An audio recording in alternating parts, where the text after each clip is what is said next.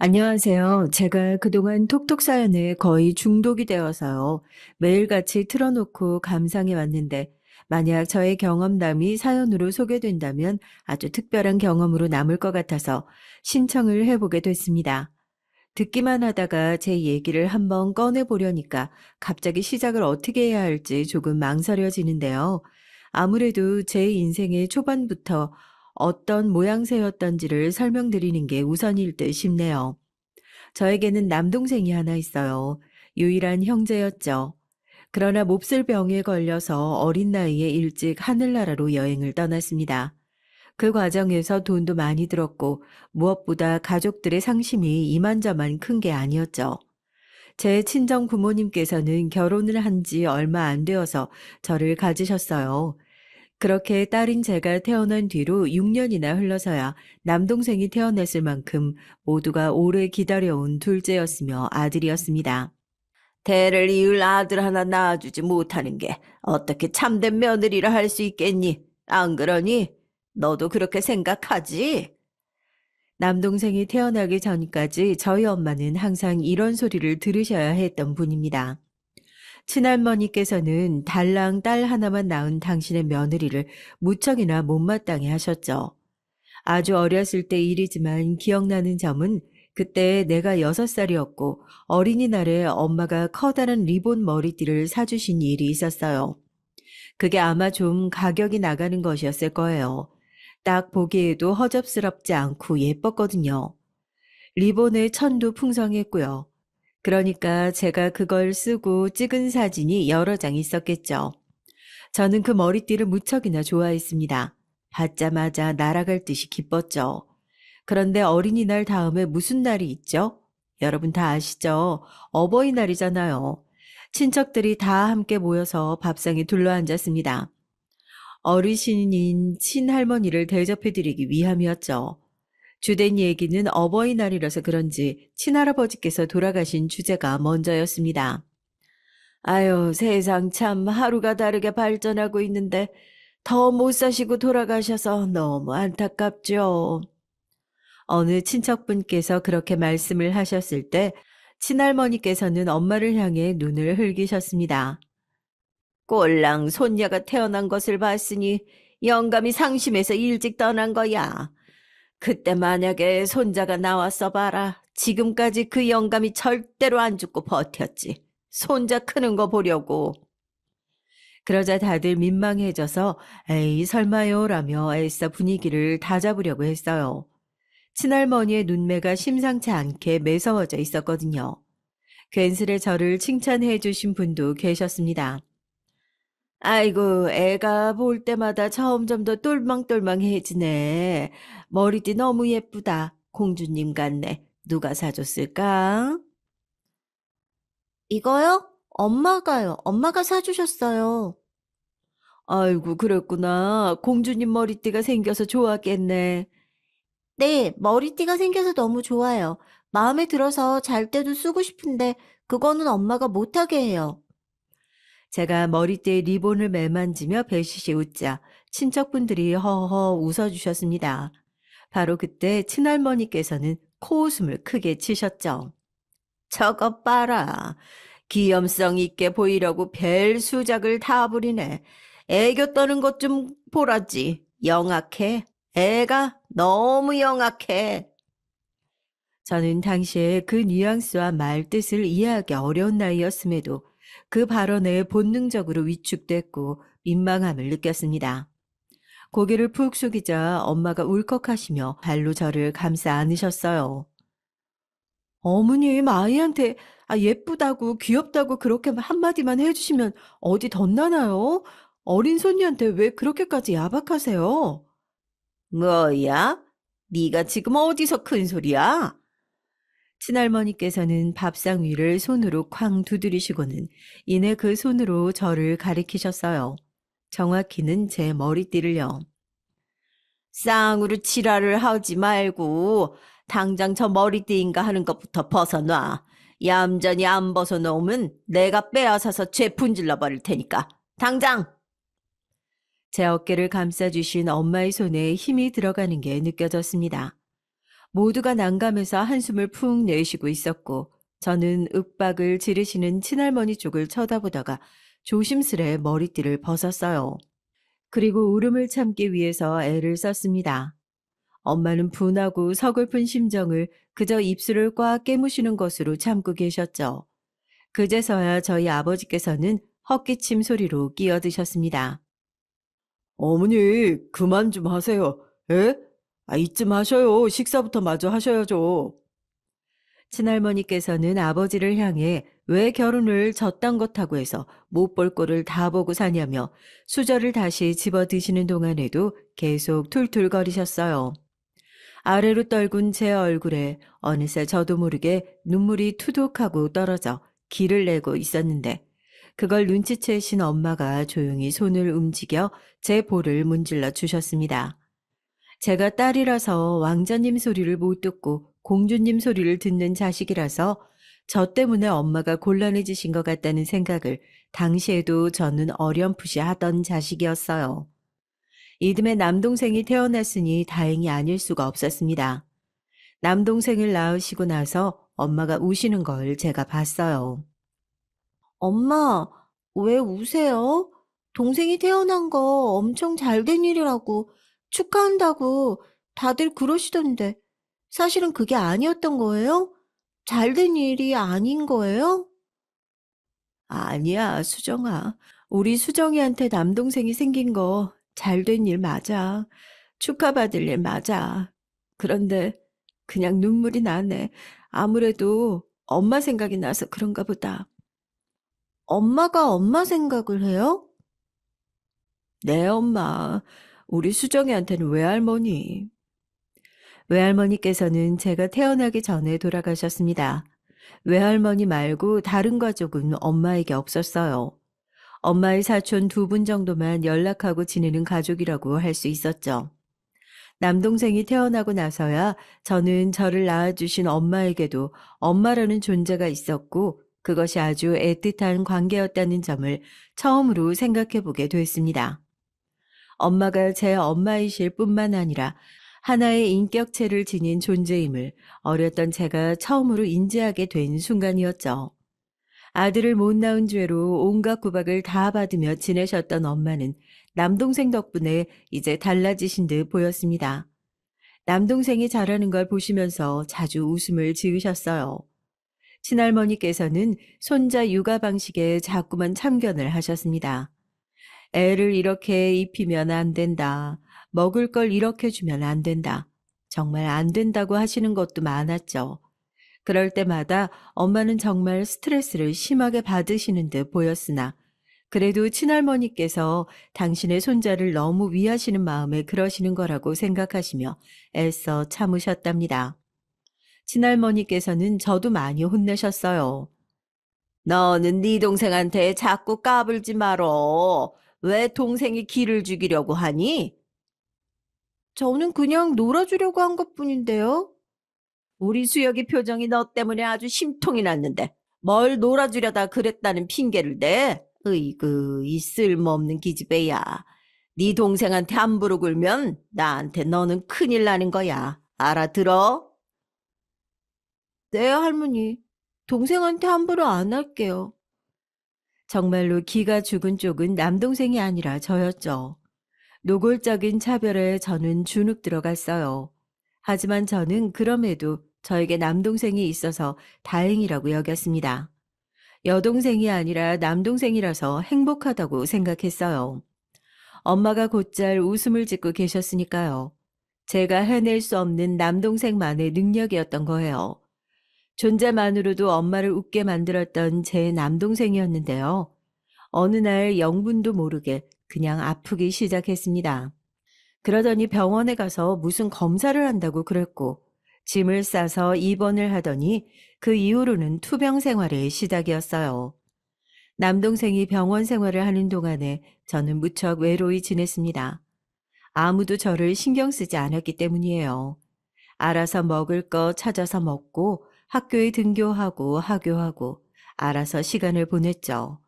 그때 제가 몹쓸 짓을 당할 수 있었던 것인데 안 그랬던 게 생각해보니 천운입니다. 그 당시에 저는 언제나 혼자 방치되어 있었으니까요. 모두가 저를 방치하면서 그렇게나 지켜내고 싶었던 제 남동생이었습니다만 끝내 이른 생을 마감하고 말았죠. 친할머니께서는 알아누우셨습니다. 이 죽이려나. 이게 전부 다 너 때문이야. 그리고 자꾸만 엄마를 탓하셨어요. 자기 귀한 아들조차 못 지켜낸 그런 엄마 자격조차 없는 죽이려니 바로 저희 엄마라고 하셨죠. 엄마의 얼굴만 봐도 속이 뒤집어질 지경이라고 그러셨어요. 남동생이 투병 생활을 죽음으로 마감한 이후 아버지는 점점 더 과묵해지셨습니다. 원래도 활발하고 말수가 많으시고 그러신 분은 결코 아니었습니다만 정도가 더 심해졌던 것이죠. 술과 담배를 일삼으셨고요. 집에 잘 안 계셨는데 그렇다고 해서 일을 나가고 계시는 건 맞는 건지 그것도 모를 일이었습니다. 엄마는 넋이 빠진 채로 지내셨어요. 아주 중요한 것을 잃어버렸는데 그 중요한 것이 뭐였는지 생각이 안 나서 허탈해하고 조급해하는 마치 그런 사람의 모습으로 제 눈에는 보였어요. 병원에 있던 존재가 하늘나라로 떠났지만 저는 여전히 방치된 일상을 이어가야 했습니다. 멍하게 지내셨던 엄마가 왠지 모르게 달라 보였던 건 남동생의 기일이 지난 이후였다고 생각을 합니다. 묘하게 표정이 밝아진 듯 했고 어딘가 들뜬 기색으로까지 보였어요.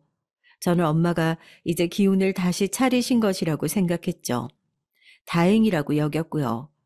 이제는 제가 커버려서 더 이상 쓸 수 없게 됐지만 그럼에도 리본 머리띠는 제가 고이고이 간직하던 중이었고요.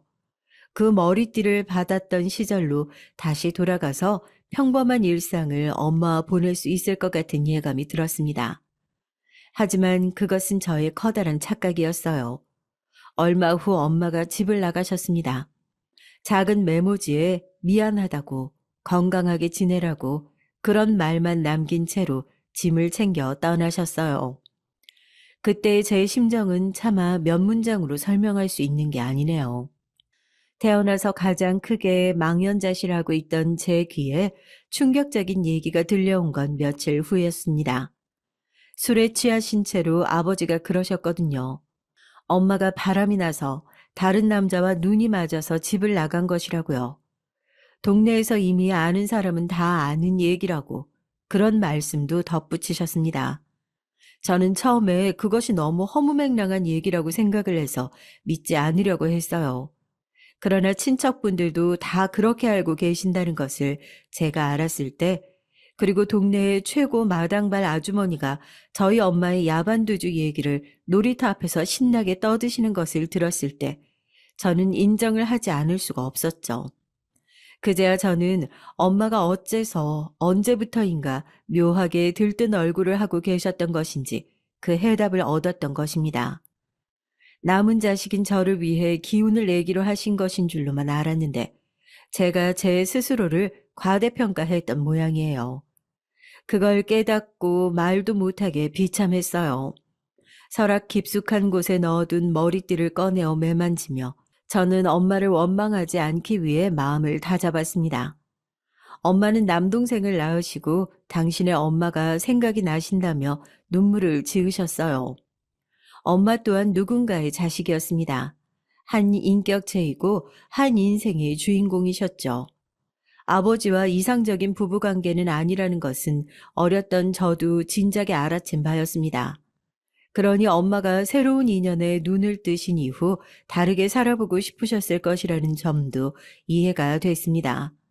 제 엄마가 아닌 사람 대 사람으로 바라봤을 때 엄마의 인생이 충분히 동정받을 만한 것이라는 생각을 해보려고도 했었죠. 제가 그런 노력을 다하면서 엄마를 원망하지 않으려고 했던 거예요. 하지만 단 한 가지, 엄마를 이해할 수 없었던 건 자식인 저를 미련 없이 버리고 떠나셨다는 점, 그거 한 가지였습니다. 어떻게 자식을 두고 그 발길이 돌려졌을까요? 이것만 생각하면 가슴이 미어질 듯이 아팠습니다. 어쩌면 저는 남동생이 처음 입원을 했던 그때에 이미 버림을 받은 자식이었을지도 모른다는 생각이 들더군요. 아버지는 평생에 살가우신 분이 아니었어요. 다정다감한 부녀 관계 따위 형성된 적이 없었죠. 엄마가 집을 나가신 이후 제 일상이 얼마나 퍽퍽했는지는 설명이 따로 필요 없을 정도입니다. 그때의 제 일상을 색으로 표현한다면 칙칙한 잿빛이었을 거예요.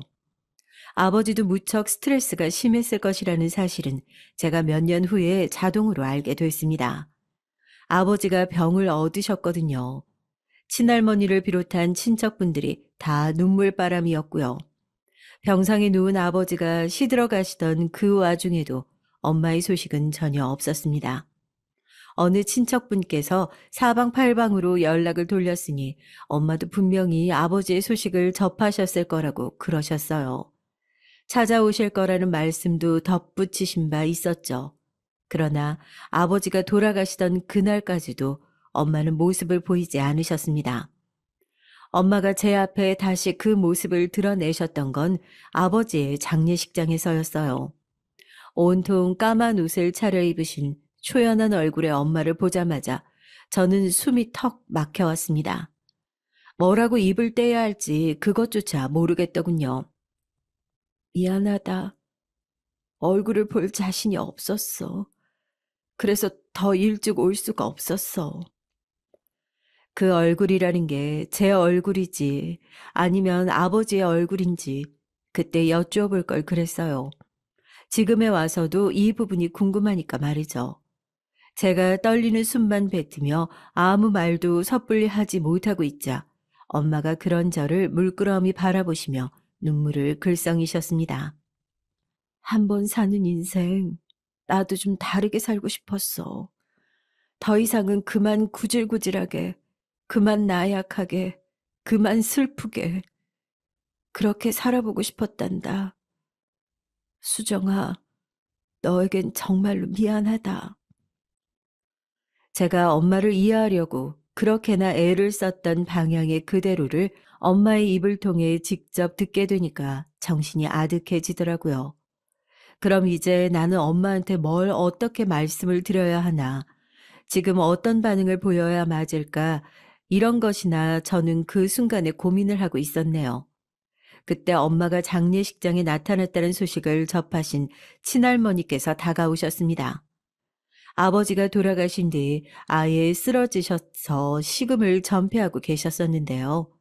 손주 새끼 떠나는 모습은 봐도 자식 새끼 떠나는 모습은 차마 볼 수 없다고 하시며 장례식장에도 얼굴을 안 비치시던 분이 부축을 받으면서까지 나타나셨습니다. 그리고 있는 힘껏 엄마의 뺨을 치셨어요. 한 대 더 때리셔도 돼요. 그렇게 해서 분이 풀리시면 기꺼이 뺨 정도는 내어드릴 수 있습니다. 뭐야? 지금 네가 내 아들의 장례식장에서 감히 그딴 식으로 굴어? 이 지옥불에 타 죽어도 마땅치 않은 나쁜 년이. 세게 맞으시고도 초연하게 대꾸를 하신 엄마의 앞에서 친할머니께서는 충격을 받아 주저앉으셨습니다. 자식 잡아먹어, 지 남편 잡아먹어, 저런 죽일 년을 봤나. 그런데 왜, 어째서 저 죽일 년은 아직까지도 안 죽고 있는 거야, 응? 친할머니께서는 가슴을 치며 울분을 터뜨리셨고 엄마는 목례를 꾸벅 남기신 채 몸을 돌리셨습니다. 친척분들이 엄마를 향해 뭐라고 말씀을 던지셨으나 엄마는 그저 앞을 향해 나아가실 뿐이었어요.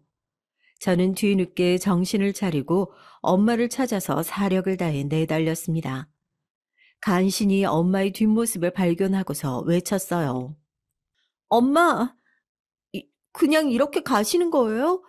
미안하다고 하시면 다예요. 이러고 그냥 끝이에요? 어떻게 그러실 수가 있어요? 엄마 맞아요? 정말 저를 낳아주신 친엄마 맞으신 건가요?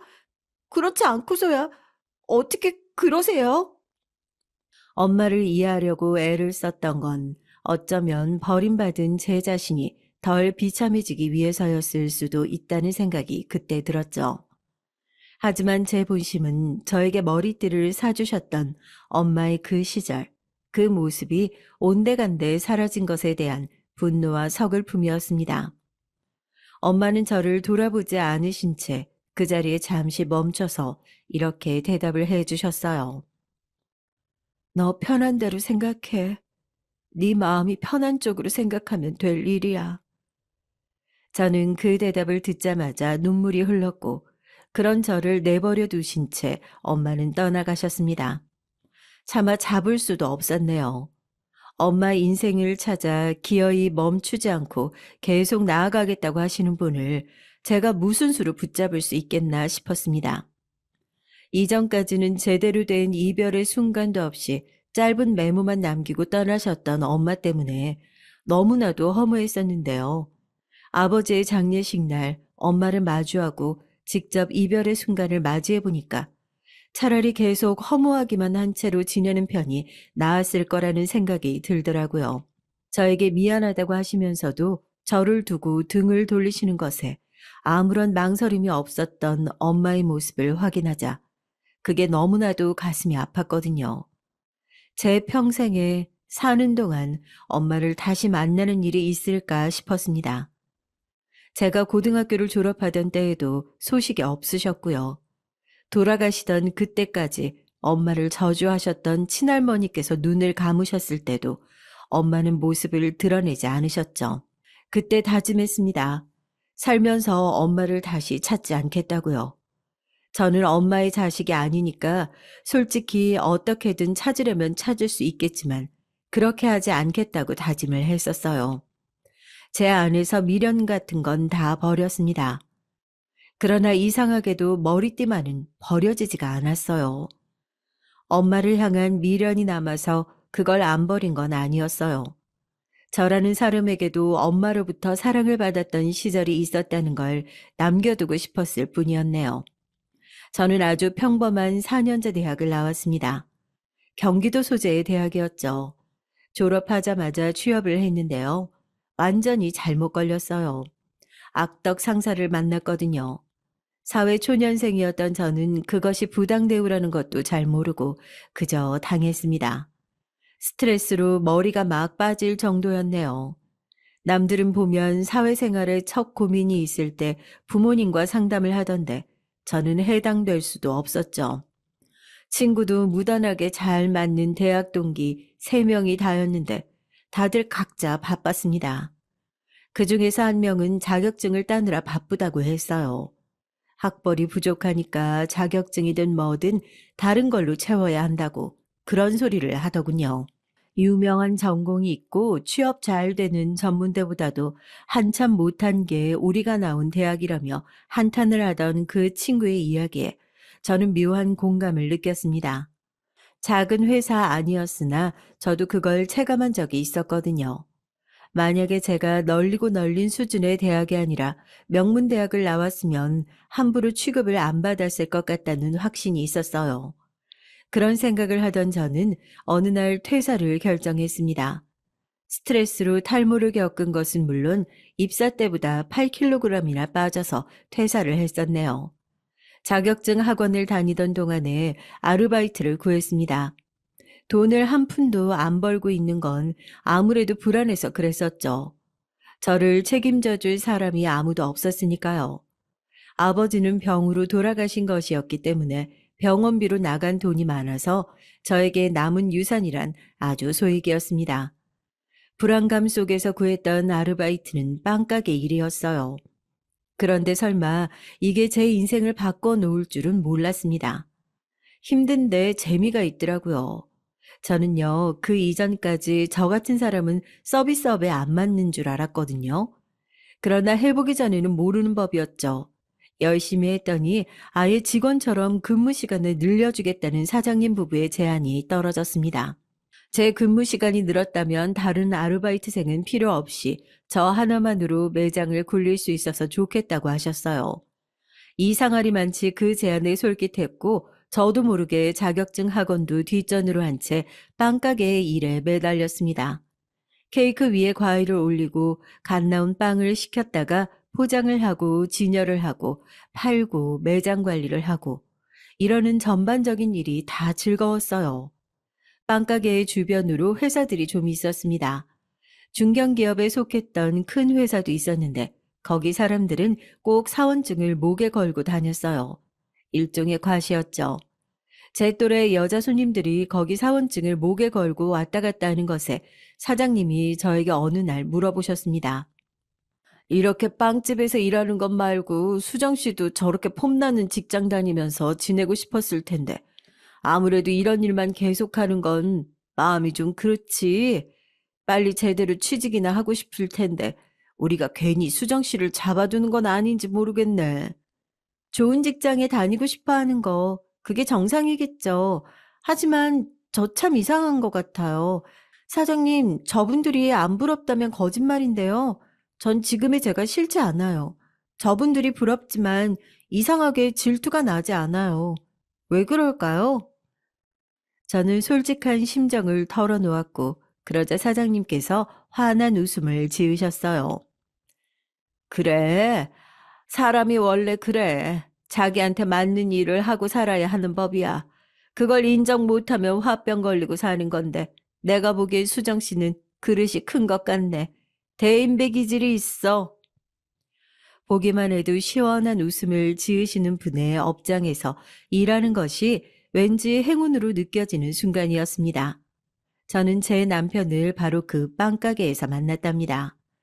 남편은 손님으로 왔어요. 큰 회사 말고 여럿 있던 작은 회사 중 하나에 다니는 사람이었죠. 언제나 소보루빵과 흰 우유를 사갔습니다. 가게에서는 서울 우유 작은 팩을 몇 종류 두고 팔았는데 당연히 슈퍼보다 비싼 가격이었어요. 그래서 제가 어느 날 물어봤던 거예요. 우유를 아주 좋아하시나 봐요.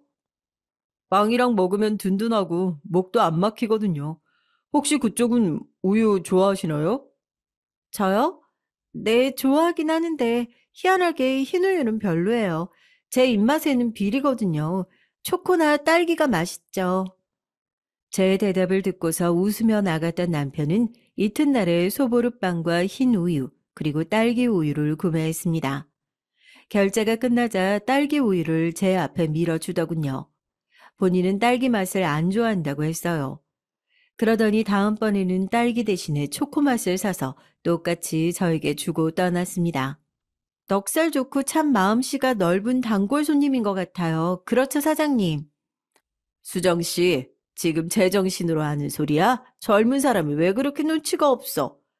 그런 형편없는 눈치로 여태까지 판매 일을 했다는 게 놀라울 정도네. 왜 그러시는데요? 딱 보면 모르겠나? 그 손님이 수정 씨를 좋아하니까 호감의 표시로 우유를 하나씩 사주고 가는 거잖아. 네? 말도 안 돼요. 그랬다면 다른 말도 같이 건넸겠죠. 우유만 주고 가는 걸요?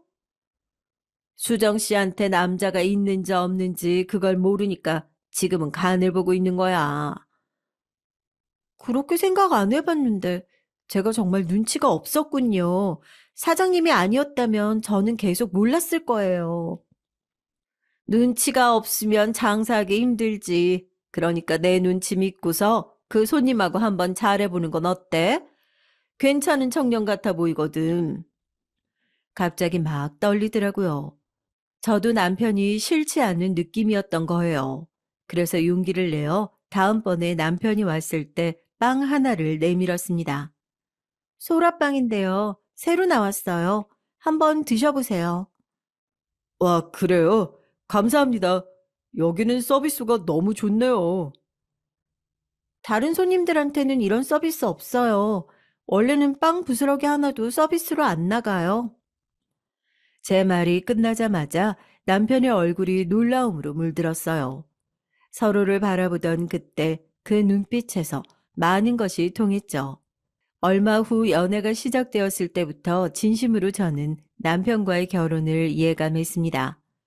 그냥 그런 느낌이라는 게 있어요. 이 남자하고 결혼을 하게 될 것만 같았죠.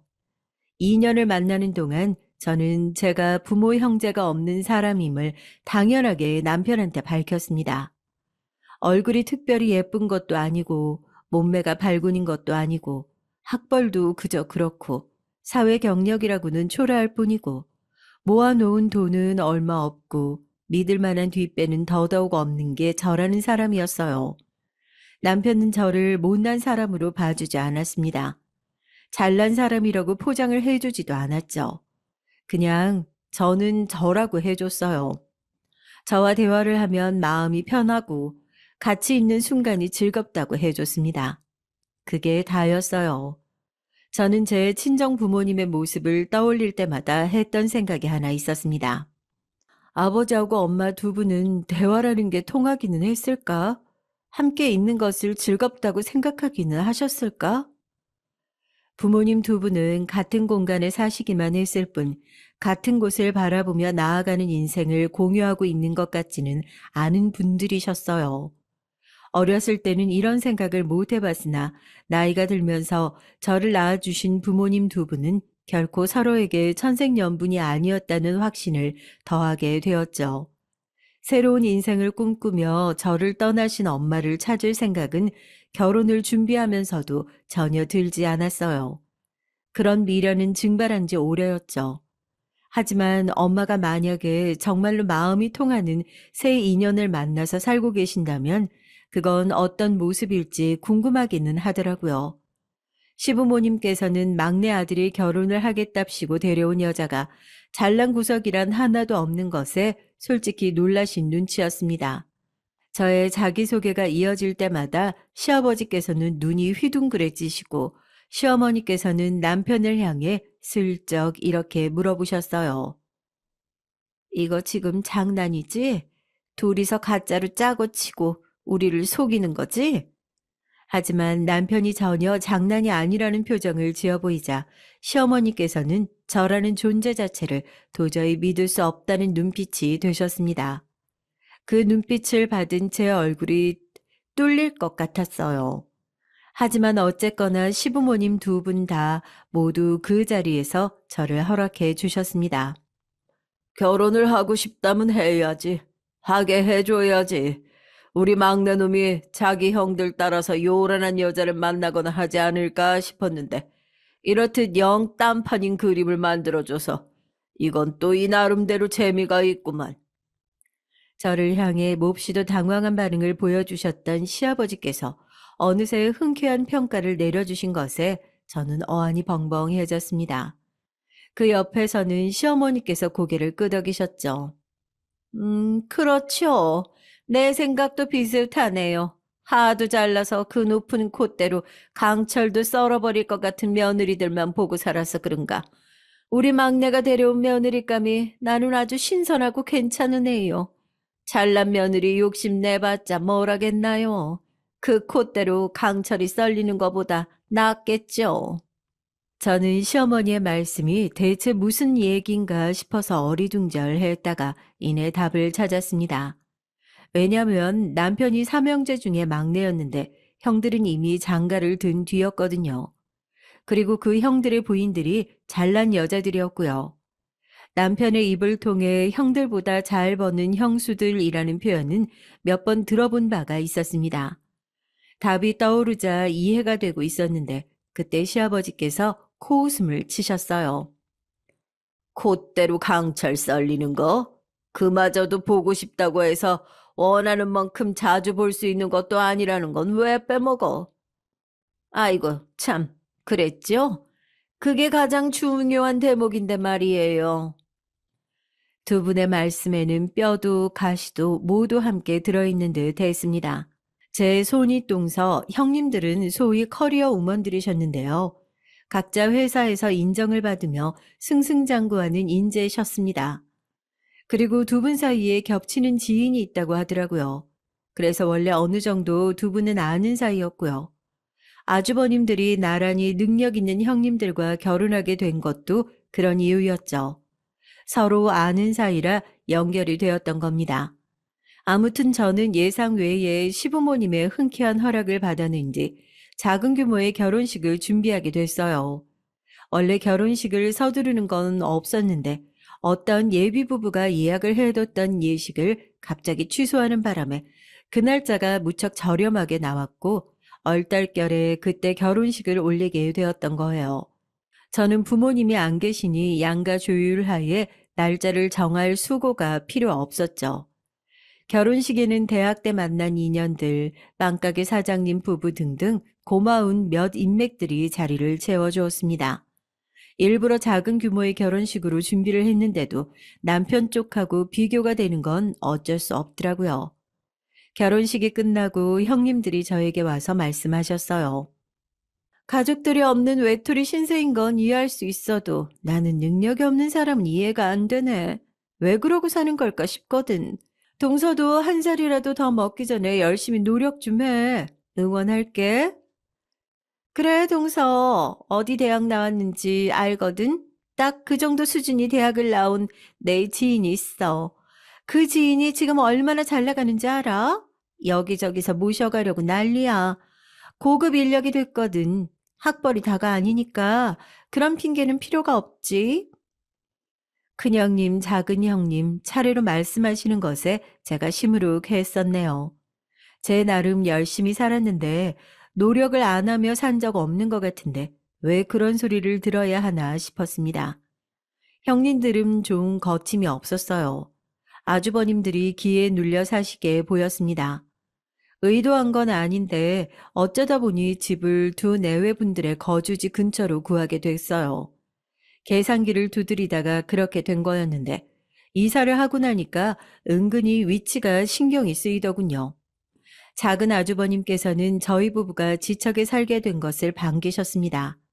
앞으로 다 같이 세 부부가 모여서 잘 지내보자고 하셨고요.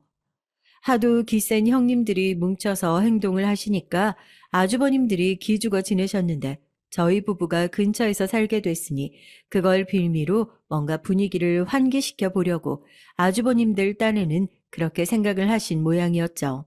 어떤 작전을 구상하신 건지는 바로 얼마 후 작은 아주버님 형님 댁으로 모두가 모였을 때 알게 됐습니다. 이야, 우리 재수 씨는 요리도 잘하시고 손끝이 기본적으로 야무지시네. 드센 형님들과는 다른 이를테면 조신하고 가정적인 여자로 규정할 수 있는 저의 면모를 작은 아주버님께서 자꾸만 입에 담으셨어요. 그런 작전이었죠. 하지만 씨알도 안 먹혔습니다. 동서는 부모도 뭣도 없으니까 혼자 다 해내야 돼서 그렇게 단련된 거고 나는 지금 요새 회사 일이 너무 바빠서 피로가 누적된 나머지 저절로 짜증이 나는 중이고 오케이? 작은 형님이 이를 갈며 말씀하셨죠. 작은 아주버님은 물론 옆에 계셨던 큰 아주버님까지 슬그머니 시선을 내리까셨습니다. 그런데 새로 집안에 들어온 손아래 동서를 무시하는 이미지를 보이기는 싫으셨던 것인지 형님들이 커피를 같이 하자면서 저를 따로 불러주신 게 아니겠어요? 너무 기쁘고 반가웠죠. 빵가게에서 일부러 맛있는 빵도 몇 가지 챙겨 나갔습니다. 그런데 빵을 봤더니 두 사람 다 고맙다는 인사는 일절 안 했고요. 이 빵은 어떻고 저 빵은 저렇고 이런저런 평가나 하더군요. 그러고 나서는 본인들만 아는 대화를 시작했습니다. 제가 끼어들 틈 따위는 없었죠. 대화의 중간중간 영어 단어도 많이 나왔는데 컴퓨터 프로그램 용어 같았습니다. 완전히 사람을 바보로 만드는 자리였던 거예요. 제가 끼어들고 싶은 기색을 내비치면 제 쪽으로 경멸 어린 싸늘한 시선을 형님들은 던졌습니다. 본인들끼리 키득키득 웃어대는 게 저는 정말 불쾌했어요. 하지만 남편이랑 너무 사이가 좋았기 때문에 결혼 생활이 슬프지는 않았습니다. 형님들이 저를 왕따시킨다는 얘기는 남편에게 안 했고 그저 성격이 달라서 친해지기 어렵다고 말을 했어요. 저를 걱정할 남편을 위한 거짓말이기도 했고요. 제 스스로가 너무 초라한 것 같아서 포장을 위한 거짓말이기도 했습니다. 형님들이 하도 커리어 우먼이라는 사실을 뽐내시니까 저도 직장을 제대로 다녀볼까 싶었어요. 그런 생각을 하고 있던 때 갑자기 웬 연락을 받았습니다. 생각지도 못하게 저한테 연락을 해온 사람은 바로 엄마였어요. 가슴이 아프게 뛰었고 저를 만나고 싶다는 엄마의 말씀을 모른 척 해볼까 했으나 많이 편찮으시다는 대목을 듣자마자 저도 모르게 외출 준비를 하고 있었습니다. 다시 엄마를 병원에서 제외하게 될 줄 몰랐다는 저는 어색하게 입술을 앞니로 씹어대며 엄마에게 가까이 다가갔어요. 벌을 받은 모양이야. 이제 다 이루었구나라는 생각을 하자마자 이렇게 되다니. 바로 이런 게 하늘이 내린 운명의 천벌이 아니면 뭘까 싶다. 어제는 말이야, 마음의 준비를 하는 게 좋을 것 같다는 소리를 의사가 하더라. 돈이 있는데도 소용이 없는 모양이야. 수정아, 너는 내가 어떻게 살았는지 안 궁금하니? 그러는 엄마는요? 엄마는 제가 어떻게 살았는지 안 궁금하시고요? 감정적으로 받아친 저는 다음 순간 엄마의 초췌해진 얼굴 위로 그려지는 눈물의 낙하를 보며 심장이 철렁 내려앉았습니다. 궁금했지. 언제나 궁금했지. 내 마음의 방 한켠은 항상 너의 것이었으니까. 결혼해서 잘 살고 있어요. 행복하니? 결혼하기를 잘했다고 생각해? 네, 저는 저의 천생연분을 찾았거든요. 엄마도 찾으셨나요? 아버지는 아니었잖아요. 진짜 천생연분을 만나셨는지 궁금해요. 아, 천생연분이라. 글쎄다. 그 사람 덕분에 내가 다른 인생을 살게 되기는 했지. 그 사람이 나한테 재산을 몰아주고 세상을 떠나서 그 사람 가족들이 난리도 아니었는데 내가 그 싸움 다 해가며 쟁취해냈었는데. 병실의 천장을 바라보며 그렇게 중얼거리시던 엄마는 준비해 두셨던 서류를 저에게 보여주셨습니다. 이게 뭔가요? 봐도 잘 모르겠는데. 아니, 제가 이해한 게 맞나 싶은데요. 네 거가 될 건물이야. 그곳에서 나오는 세만 받고 살아도 너는 걱정이 없을 거다. 건물이라고요? 제 건물이요? 네, 엄마. 아무 걱정하지 말고 살아. 그냥 마음 편하게 살아. 나는 우리 딸 수정이가 그렇게 인생을 살았으면 좋겠다. 누구보다 떵떵거리고 살았으면 좋겠어. 그래야 내가 저 세상에서 마음이 놓일 것 같아. 그래 줄 수 있지? 전혀 실감이 안 났어요. 엄마와 이렇게 다시 만났다는 것도, 엄마가 곧 돌아가신다는 것도, 제가 건물을 받게 되었다는 것도 모든 게 꿈처럼 몽롱하게 느껴졌습니다. 수정아, 나에게 있어서 천생연분은 네 아버지였어. 그럴 리 없어요. 두 분은 안 좋으셨잖아요. 제가 어렸어도 그 정도는 다 알았어요. 네 아버지와 사이에서 네가 태어났잖아. 일찍 떠난 네 동생도 태어났고 덕분에 너를 만날 수 있었으니 그게 바로 천생연분이지. 다른 게 천생연분이겠니? 우리 수정이 정말 멋진 숙녀로 자랐네. 그제서야 저는 엉엉 울음이 터져 나왔습니다. 엄마를 부르짖으며 목 놓아 울어버렸어요. 어느새 저희 모녀는 서로를 부둥켜 안은 채 미친 듯이 울고 있었습니다. 그날은 엄마와 한참 동안이나 대화를 더 나누다가 엄마의 컨디션이 갑자기 확 떨어져서 제가 자리를 벗어날 수밖에 없었고요. 다음날 저에게 모든 설명을 다 들은 남편과 함께 다시 엄마를 찾았습니다. 제 손에 들린 그 옛날 리본 머리띠를 알아보신 엄마가 눈물을 흘리셨고 간절한 눈빛으로 남편을 응시하셨죠. 저 세상에서 내가 항상 지켜보고 있을 테니까 우리 수정이 눈에서 눈물 나게 하지 말아줘. 못난 엄마를 만나서 이미 많이 울었으니까요. 수정이가 더 이상은 안 울었으면 해요. 그래 줄 수 있죠? 내가 다 지켜볼 거예요. 네, 알겠습니다. 명심하겠습니다, 장모님. 제가 사랑하는 사람을 이 세상에 태어나게 해주셔서 감사합니다. 남편이 정중하게 인사를 드렸고 엄마는 눈물 젖은 눈으로 환하게 웃으셨습니다. 저를 향해 말씀해 주셨죠. 인연 잘 만났네.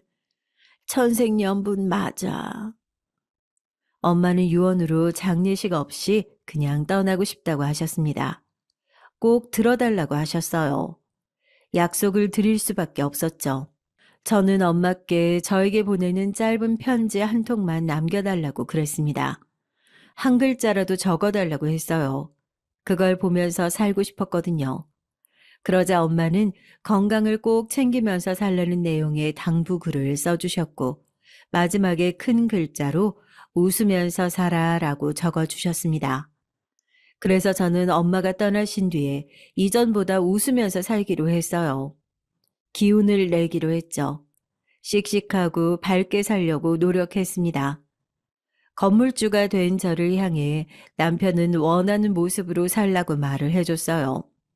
집에서 쉬고 원할 때 종종 빵가게 아르바이트를 나가며 지내는 게 편했던 저였지만 내심 사회생활을 안 하는 게 부끄럽기도 했습니다. 그렇게 열심히 사회생활 하면서 사는 사람들, 당신처럼 되는 게 궁극의 목표인 경우가 많아. 그걸 당신이 알아야 돼. 남편의 말을 듣고 보니 깨달아지는 게 있더라고요. 아이도 제가 갖고 싶을 때 갖든지 할 거니까 편하게 제가 원하는 대로 지내기를 남편이 바라주었습니다.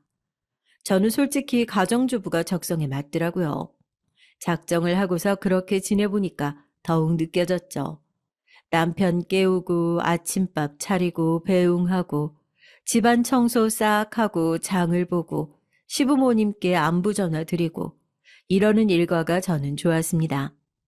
남편이 올 때에 맞춰서 따뜻한 저녁 밥상 차리는 것도 좋았고요. 이런 저를 형님들이 비웃으시더군요. 큰 아주버님 형님 댁에 다 같이 모였던 주말 저녁이었어요. 남편이 따뜻한 밥 먹고 출근하고 퇴근하자마자 따뜻한 밥 먹고 쉬어서 행복하다고 말을 했죠.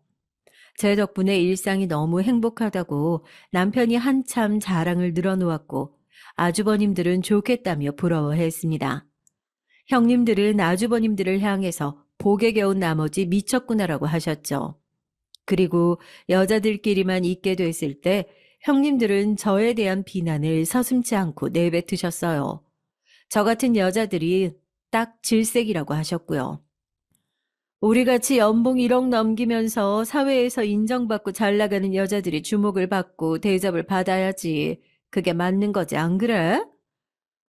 동서 같은 여자들은 구시대의 유물 같은 거다. 쪽팔린 줄 알아. 밥하고 빨래하고 설거지하고 맨날 똑같이 어떻게 그러고 사냐? 쪽팔려. 두 분의 비아냥 앞에서 저는 계속 쪼그라들 생각이 없었어요. 제 생각을 있는 그대로 꺼내 보였죠. 그런데요, 형님들. 집안일을 무시하시지만 저는 그게 좋고 재밌어요. 밥도 맨날 메뉴가 다르고 빨래도 어느 날은 이불 빨래를 해서 다르고요. 욕실을 싹 청소하는 날도 있고요. 집안일하는 주부도 바빠요. 체계적이고요. 그러자 두 분이 배를 잡고 웃으시더라고요. 신나게 깔깔 웃으시더니 큰형님께서 저에게 턱짓을 해 보내셨습니다. 어이, 가정주부님, 그러면 우리 집 화장실 청소도 좀 해줄래? 잘할 것 같은데. 그리고 좋아하잖아, 그런 거. 저희 집도 아닌데 제가 왜요? 왜 못해? 보수가 필요하구나. 자기 집 아니라고 그냥 하기는 자존심이라도 상한다, 이거야? 그럼 내가 보수 줄게. 보자. 지갑에 지금 5만 원짜리는 이거밖에 안 되네. 그래, 15만 원이면 한 번 청소하는 거 치고는 차고 넘치지? 파리가 미끄러질 만큼 변기 좀 잘 닦아줘. 큰형님이 지폐를 손에 쥐고 흔드셨는데 아직 웃고 계셨던 작은 형님이 그걸 낚아채시더니 제 얼굴을 향해 던지셨어요. 제가 기가 막혀서 헛웃음을 뱉자 두 분은 서로를 보며 키득거리셨죠. 저는 머리끝까지 열이 받았고 휴대폰 꺼내 들어 은행 어플을 켰습니다. 그런 저를 향해서 경찰에 신고하고 싶어서 그러는 거냐는 조롱을 하고 계셨던 형님들. 그분들에게 제 휴대폰 화면을 들이밀었죠. 뭐? 연봉이 1억 어쩌고요? 저는 그렇게 치면 월급이 1억인 사람인데요? 이게 뭐야? 뭐가 이렇게 입금이 많아? 게다가 이 잔액은 또 뭐고, 이게 동서의 계좌라고? 형님들의 눈이 튀어나올 듯 했고 제가 피식 웃으며 이렇게 말했습니다. 연봉 잘 받아서 뭐 하실 거예요? 두 분의 궁극적인 목표가 어떤 건가요? 결국은 잘 먹고 잘 살자고 일하는 거 아닌가요? 근데 저는 지금 잘 먹고 잘 살거든요. 모든 사람들의 꿈이라는 건물주, 그게 바로 저라서요. 월세로만 다달이 1억 정도 들어오고요. 형님들은 허둥지둥하면서 제가 어떻게 건물주일 수가 있냐며 그런 혼잣말을 해대셨습니다. 도저히 현실을 받아들이지 못하고 계시는 두 분을 향해 저는 아주 간략한 설명을 드렸어요. 저요? 저는 금수저인데요. 열심히 아등바등 노력하며 사는 형님 같은 분들 잘잘시키는 금수저요. 그러자 두 분이 짝이라도 한 것처럼 거의 동시에 얼이 빠진 얼굴로 입만 뻐끔거리셨어요. 큰형님은 휘청거리기까지 하셨죠. 두 분이 너무 좌절하실까봐 미리 말씀 못 드렸네요. 죄송해요. 기만하려고 한 건 아니었고 그냥 두 분의 진짜 인생을 알고 싶어서 말씀 안 드리고 지냈던 건데요. 잘 확인했습니다. 잘도 나불거리던 두 분의 주둥이에서 더 이상 아무 소리도 안 흘러나왔습니다. 그게 바로 패배 선언이었죠. 이렇게 됐으니 시부모님께도 제가 건물주가 된 사연을 공개할 때라는 생각이 들었습니다. 언제 말씀을 드릴까 남편과 안 그래도 고민을 이어가던 참이었죠. 찾아뵙고 말씀을 드렸을 때 시부모님께서는 건물과 돈 이야기보다도 다른 얘기를 먼저 꺼내셨어요. 그래서 사돈이 안식을 취하신 곳이 어디라고? 곧 찾아뵈야겠네. 얼른 인사를 드려야지. 저희 엄마가 잠드신 곳을 물어보신 시부모님의 뜻을 알자마자 저는 눈물이 흘렀습니다. 남편하고 결혼하기를 잘했다는 생각이 새삼 또 드는 순간이었죠. 제가 비록 친부모님은 두 분 다 돌아가시고 안 계시지만 시부모님이 계셔서 다행이라는 생각 또한 들었답니다. 재수 씨가 건물주? 내가 이럴 줄 알았다. 어쩐지 이상하게 전부터 막내가 부럽더라니 느낌이 딱 왔었다고. 아주버님들은 뒷북을 치고 계셨고요.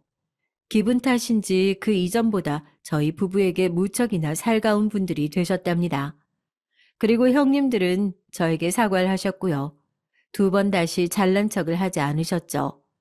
제 앞에서뿐만 아니라 아주버님들 앞에서도 잘난 척을 삼가게 되셨고요. 일이 많아 바쁘다느니 피곤하다느니 하는 핑계로 시댁에 잘 안 가고는 하셨던 모습을 싹 버리셨어요. 형님들이 제 눈치를 보면서 얼마나 많이 민망해하고 머쓱해 하셨는지는 굳이 설명이 필요 없을 정도입니다. 이번 주는 유난히 피곤하네. 조물주 위에 건물주라는 표현이 왜 자꾸 머릿속에 떠오를까? 건물주가 제일이긴 한 것 같아요. 피곤해서 죽을 것 같은 것보다도 동서가 부러워서 죽을 것 같은 게 더 크거든요. 언제 한 번은 형님들이 그런 대화를 나누시는 걸 제가 듣게 된 적도 있었죠. 어쨌거나 엄마 덕분에 건물주가 되어서 그걸 의지하면서 여유로운 생활을 누리고 부러움의 시선도 받아보고 화목한 가정까지 꾸린 걸 보면 저는 가족 복이라는 걸 타고났다는 거라는 생각이 듭니다. 안녕하세요. 저는 우연한 계기로 톡톡 사연을 알게 되어 많은 위안을 받으며 살고 있는 40대 초반 여성입니다. 매일 다른 분들의 사연을 듣다가 저도 몇 년 전 겪은 충격적인 일을 사연으로 보내봅니다. 아마 제 생이 닿을 때까지 저는 이 일을 잊지 못하겠죠. 글 주변이 없어 걱정이지만 천천히 한번 적어보겠습니다. 저는 어릴 때 어머니와 함께 했던 기억이 거의 없어요. 어머니께서 제가 유치원 시절에 돌아가셨기 때문이죠. 그래서 지금은 어머니의 얼굴도 기억이 나지 않습니다. 가끔 다른 친구들과 어머니에 관한 얘기를 할 때면 모두가 이런절 안타까워해요. 유치원 때부터 어머니가 안 계셨다니까 정말 많이 힘들었겠다. 어머니가 얼마나 많이 그리울지 난 상상도 안 가네. 제 얘기를 들은 친구들은 항상 절 걱정해주고 위로해줬습니다. 하지만 사실 저는 외롭거나 그리운 기분을 느껴본 적이 별로 없었어요. 아버지께서 제가 외롭거나 서글픈 기분을 느낄 틈을 하나 없이 저를 정말 열심히 보살펴 주셨거든요. 어머니와의 추억이 없는 대신 저는 아버지와 많은 추억을 쌓으며 자랐습니다. 미나야, 이번 주말에는 아빠랑 같이 캠핑 갈까? 아니면 놀이동산은 어때? 우리 미나가 좋아하는 오므라이스도 도시락으로 싸서 놀러 가면 딱 좋을 것 같은데. 이번에는 아빠가 오므라이스 위에 미나가 좋아하는 캐릭터도 그려줄게. 이렇게 아버지께서 언제나 행복만 느끼게 해주신 덕분에 저는 즐거운 어린 시절을 보낼 수 있었습니다. 아버지의 살뜰한 보살핌 덕분에 저는 사춘기 때도 어긋나는 일 없이 공부에 집중할 수 있었고, 고등학교 졸업 후에는 무사히 대학에도 입학할 수 있었어요. 이때 아버지는 작은 사업을 운영하고 계셨습니다. 처음에는 작게 시작한 사업이었지만 아버지는 매년 부지런히 사업 반경을 넓히셨고 마침내 크게 성공하셨어요. 그 지역에서 아버지의 이름을 모르는 사람이 없을 정도로 말이죠. 그러다가 제가 대학 졸업이 가까워졌을 무렵 아버지가 제게 한 말씀 하셨습니다. 미나야, 너는 이제 곧 졸업하지? 그럼 혹시 졸업 후에 뭐 할지 결정은 했니? 이 아빠는 네가 뭘 하든지 지원해 줄 생각이야. 바라는 게 있으면 뭐든지 해줄 테니까 아빠한테 다 말해라. 알았지? 아버지께서 그렇게 말해 주시니 든든하면서도 정말 감사했습니다. 아버지가 도와주신다면 제 꿈을 금방 이룰 수 있을 것 같았어요. 그렇지만 저는 아버지께 손 벌리고 싶지 않고 제 손으로 꿈을 이뤄보겠다고 말씀드렸습니다. 이후 저는 전공을 살려 중소기업에 취직하게 됐어요. 회사가 본사와는 다른 지역에 있어 집을 구해 혼자 이사도 하게 됐고요. 그렇게 제 사회생활이 시작됐습니다. 처음에 아버지는 제가 힘들어할까봐 걱정이 많으셨어요. 하지만 아버지의 걱정과 달리 저는 매일 너무 즐겁게 회사에 다녔습니다. 제가 원하는 직종에 취직해서 그런지 작은 일 하나 배우는 것도 재미가 있었거든요. 그러던 어느 날 아버지께서 저보고 주말에 본가로 내려오라고 하시더라고요. 큰일이 있을 때 빼고는 저를 부르시는 일이 없으셨는데 갑자기 본가로 내려오라고 하시니 불안이 엄습했습니다. 저는 아버지께 무슨 일이라도 생긴 건 아닐지 걱정이 되어 당장 연차를 내고 아버지를 찾아갔어요. 아빠, 저 왔어요. 갑자기 집으로 오라고 하셔서 진짜 놀랐어요. 혹시 무슨 큰일이라도 있으신 건 아니죠? 미나 왔니? 아니, 주말에 오랬더니 놀라서 이렇게 달려온 거야?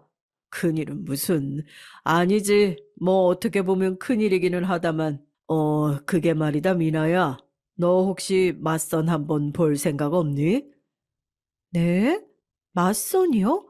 아빠도 참, 제 나이에 무슨 맞선이에요. 그리고 저 회사 들어간 지 얼마 되지도 않았고, 아직 일 배우고 있는 처진걸요? 그리고 결정적으로 전 지금 결혼할 생각 없어요. 그래, 그건 나도 알고 있지. 근데 미나, 너 아빠 친구 병민이 삼촌 기억하지? 걔가 자기 아는 애 중에 정말 잘생기고 건실한 청년이 있다고 연락이 왔어. 그 얘기를 들으니까 우리 딸이 생각나지 뭐냐. 지금 당장 결혼까지 생각할 필요는 없고, 그저 연애만이라도 해보는 건 어떻겠니? 병민이가 그렇게 말할 정도면 정말 좋은 사람이라는 말이라서 그래. 이때 전 아버지의 말씀에 굉장히 당황했습니다. 아버지는 어떤 거든 제가 싫다고 거절하면 2번 이상 물어보지 않으셨는데, 이때는 평소랑 많이 다르셨기 때문이에요. 당시에 저는 연애할 생각이 정말 없었거든요. 결혼은 말할 필요조차 없을 정도였죠. 그런데 아버지께서 자꾸 한 번만 만나보라고 말씀을 하시니 뭐랄까 마음이 조금 흔들리는 거예요. 도대체 얼마나 좋은 남자길래 아버지가 이렇게까지 강하게 말씀하시는 걸까 생각도 들고요. 결국 저는 마지못해 대답했습니다.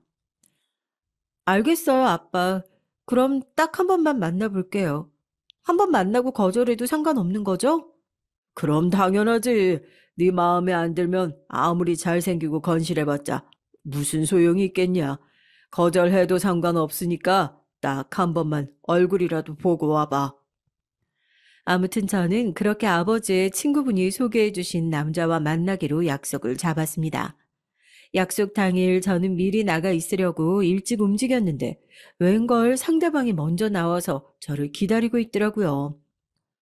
안녕하세요. 혹시 김민아 씨 되시나요? 처음 뵙겠습니다. 전 땡땡산업 부장님 소개로 나온 이수혁이라고 합니다. 큰 기대 없이 나간 자리였는데 그 남자는 아버지의 친구분 말씀대로 잘생기고 건실해 보이는 사람이었어요. 예의도 정말 바르고 말 한마디 행동 하나에서 세련됨이 느껴졌죠. 말솜씨는 또 얼마나 좋은지 훅 들어오는 말 하나에 마음이 설레고 뺨이 뜨거워지더군요. 거절하려고 나간 자리였는데 저는 점점 그 사람에게 빠져들고 있었습니다. 저는 단번에 그 사람에게 반해버렸어요. 이 사람과 헤어질 생각을 하니 어쩜 그렇게 마음이 허전하던지. 그런데 헤어지기 직전에 갑자기 그 남자가 제 손을 덥석 잡고 먼저 말을 하는 거예요. 미나 씨, 우리가 오늘 처음 만난 사이지만 이 말은 꼭 해야 할 것 같습니다. 저 미나 씨를 처음 본 순간 미나 씨에게 반해버렸어요. 당신이 제 운명의 사랑이라고 느껴져요. 단 1분 1초도 당신과 떨어져 있고 싶지 않을 정도예요. 일평생 이런 감정은 처음입니다. 혹시 미나 씨만 괜찮으시다면 결혼을 전제로 저와 만나주지 않으시겠습니까? 제 손을 꼭 잡고 부드러운 목소리로 말하는데 심장이 두근거리더라고요. 딱 한 번 만난 사람이었지만 이때 진중하게 건네는 말에 믿음이 가서 저는 그 사람의 제안을 받아들였습니다. 그리고 결혼을 전제로 교제한 지 몇 개월이 지나지 않아 저는 양가의 축복 속에서 남편과 자연스럽게 결혼을 하게 됐어요. 그때 알게 된 사실이지만 남편이 발이 참 넓더라고요. 몇백 명이나 되는 하객이 예식장을 꽉 채우고 제게 좋은 사람을 남편으로 얻었다고 축하를 해주는데 정신이 없을 정도였습니다.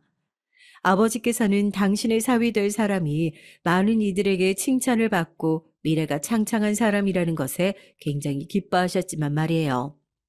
이후 아버지는 원래 아버지께서 돌아가신 후 주시기로 하셨던 건물과 주식을 저에게 결혼 선물로 주려고 하셨죠. 그런데 사실 전 아버지께 말만 들어봤지 건물 관리나 주식은 해본 적이 없었어요. 그렇다 보니 둘 다 관리하기가 힘들더군요. 그래서 건물은 월세만 받으며 그대로 두기만 했고 주식도 아버지가 주신 그대로 묵혀두기만 했어요.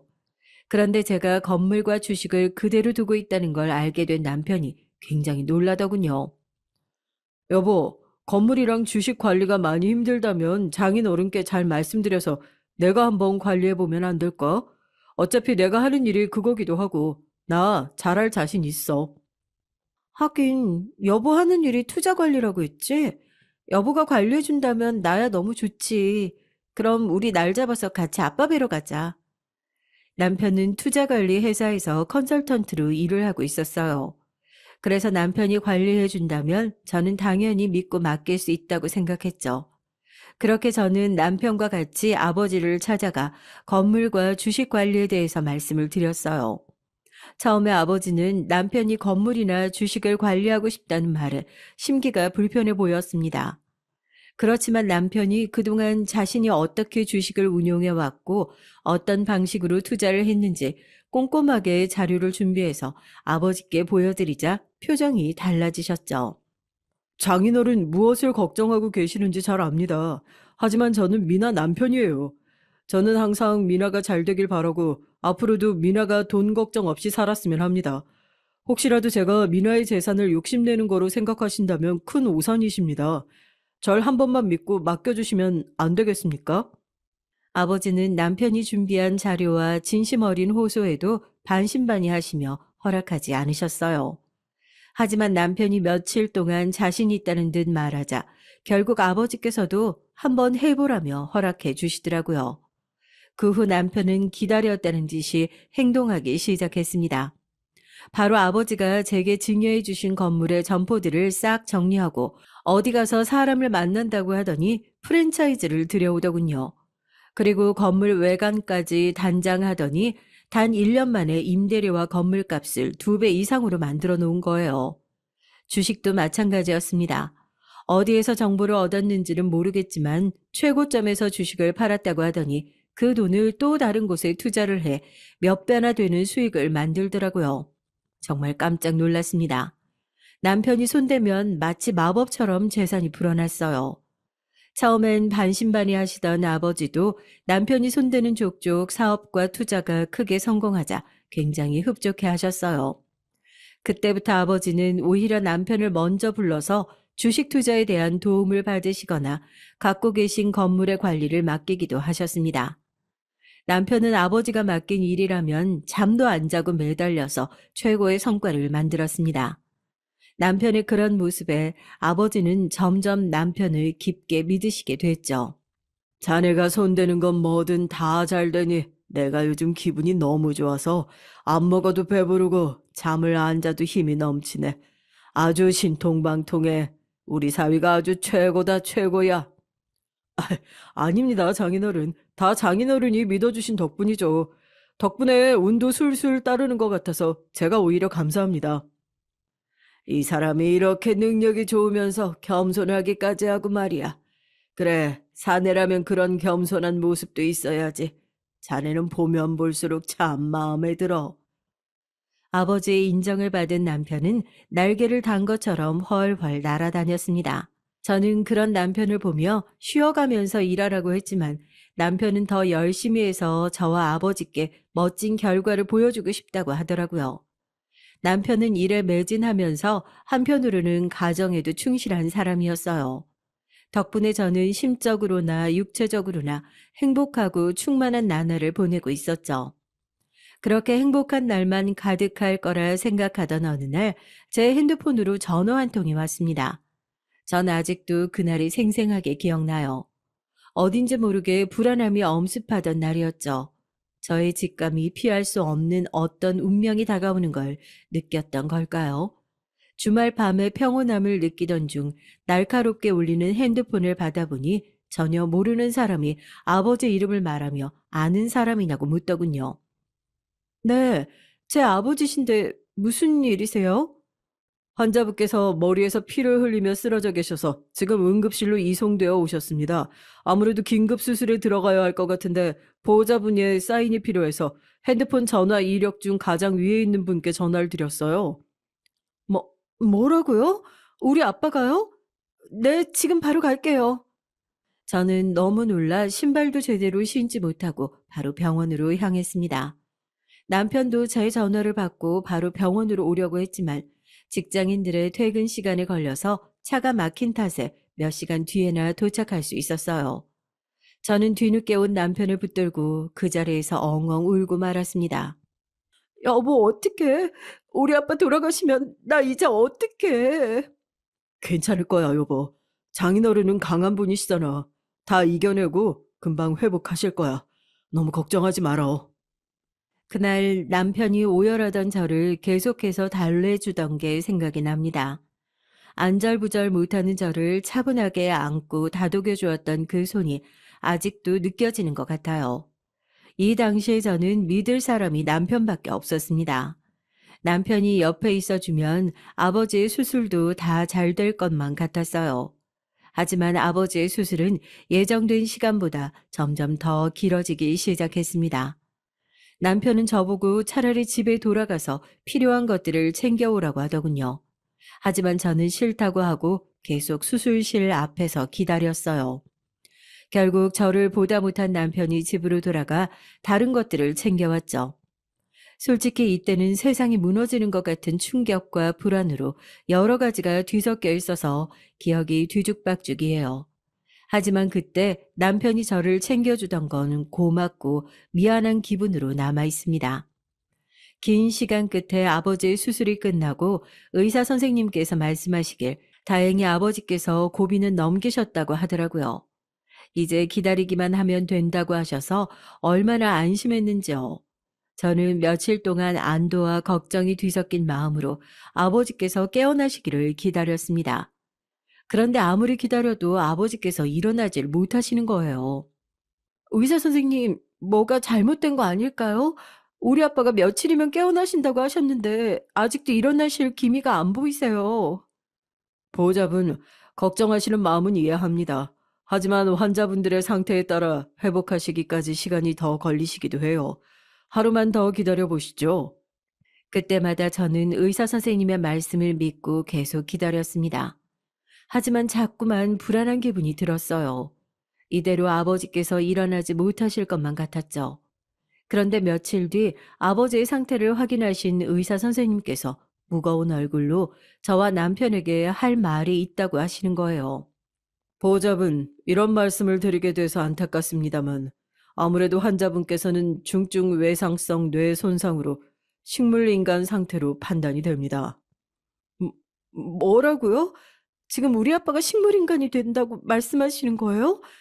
그게 무슨 말씀이에요? 며칠만 기다리면 일어나실 수 있다고 하셨잖아요.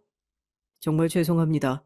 수술은 정말 잘 돼서 그렇게 생각했습니다만 안타깝게도 환자분 머리에 생긴 상해가 생각보다 더 깊었던 것 같습니다. 짧으면 6개월, 길게는 12개월까지 신경학적 호전을 기대할 수는 있지만 처음 병원으로 오셨을 때의 환자분 상태가 심각했던 것을 고려하면 식물인간 상태가 평생 지속될 수도 있습니다. 의사 선생님의 말씀을 들은 저는 하늘이 무너지는 것 같았어요. 그 말을 들은 저는 그 자리에서 처음으로 실신을 했습니다. 옆에서 같이 얘기를 듣던 남편이 저를 부축해주지 않았다면 저도 크게 다쳤을지 몰라요. 제가 모든 기력이 빠져나가 힘없이 보호자용 의자에 앉아있자 남편이 제게 이렇게 말했습니다. 여보, 엄밀히 말하면 장인어른께서는 지금 식물인간 상태가 되신 것뿐이지 돌아가신 건 아니잖아. 내가 찾아보니까 식물인간 상태라도 몇 년 뒤 회복해서 일어나는 사람들이 많대. 그러니까 장인어른께서도 몇 년 뒤에는 회복되셔서 일어나실지도 몰라. 장인어른께서 일어나시기 전까지 우리가 더 힘을 내야 해. 여보 곁에는 내가 있으니까 같이 서로 도우면서 힘내보자. 여보, 너무 고마워. 나 여보 말 듣고 힘내볼게. 그때부터 저와 남편의 병간호가 시작됐습니다. 처음에는 저와 남편이 교대로 병원에 방문을 해 아버지를 간호했어요. 그런데 아버지께서 식물인간이 되신 뒤 남편이 본인 회사도 다니면서 아버지의 사업까지 관리하고 밤에는 병간호까지 하니 너무 힘들어 하더라고요. 그래서 저는 다니던 직장을 그만두고 전적으로 제가 아버지를 간호하기로 결정했습니다. 그 대신 남편은 아버지의 사업과 재산을 책임지고 관리하기로 했고요.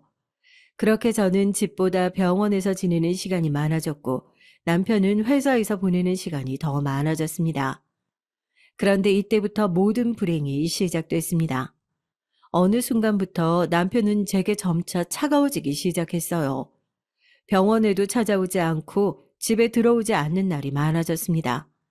어떤 때는 종일 연락도 되지 않았고요. 제가 메시지를 보내도 답장이 없었어요.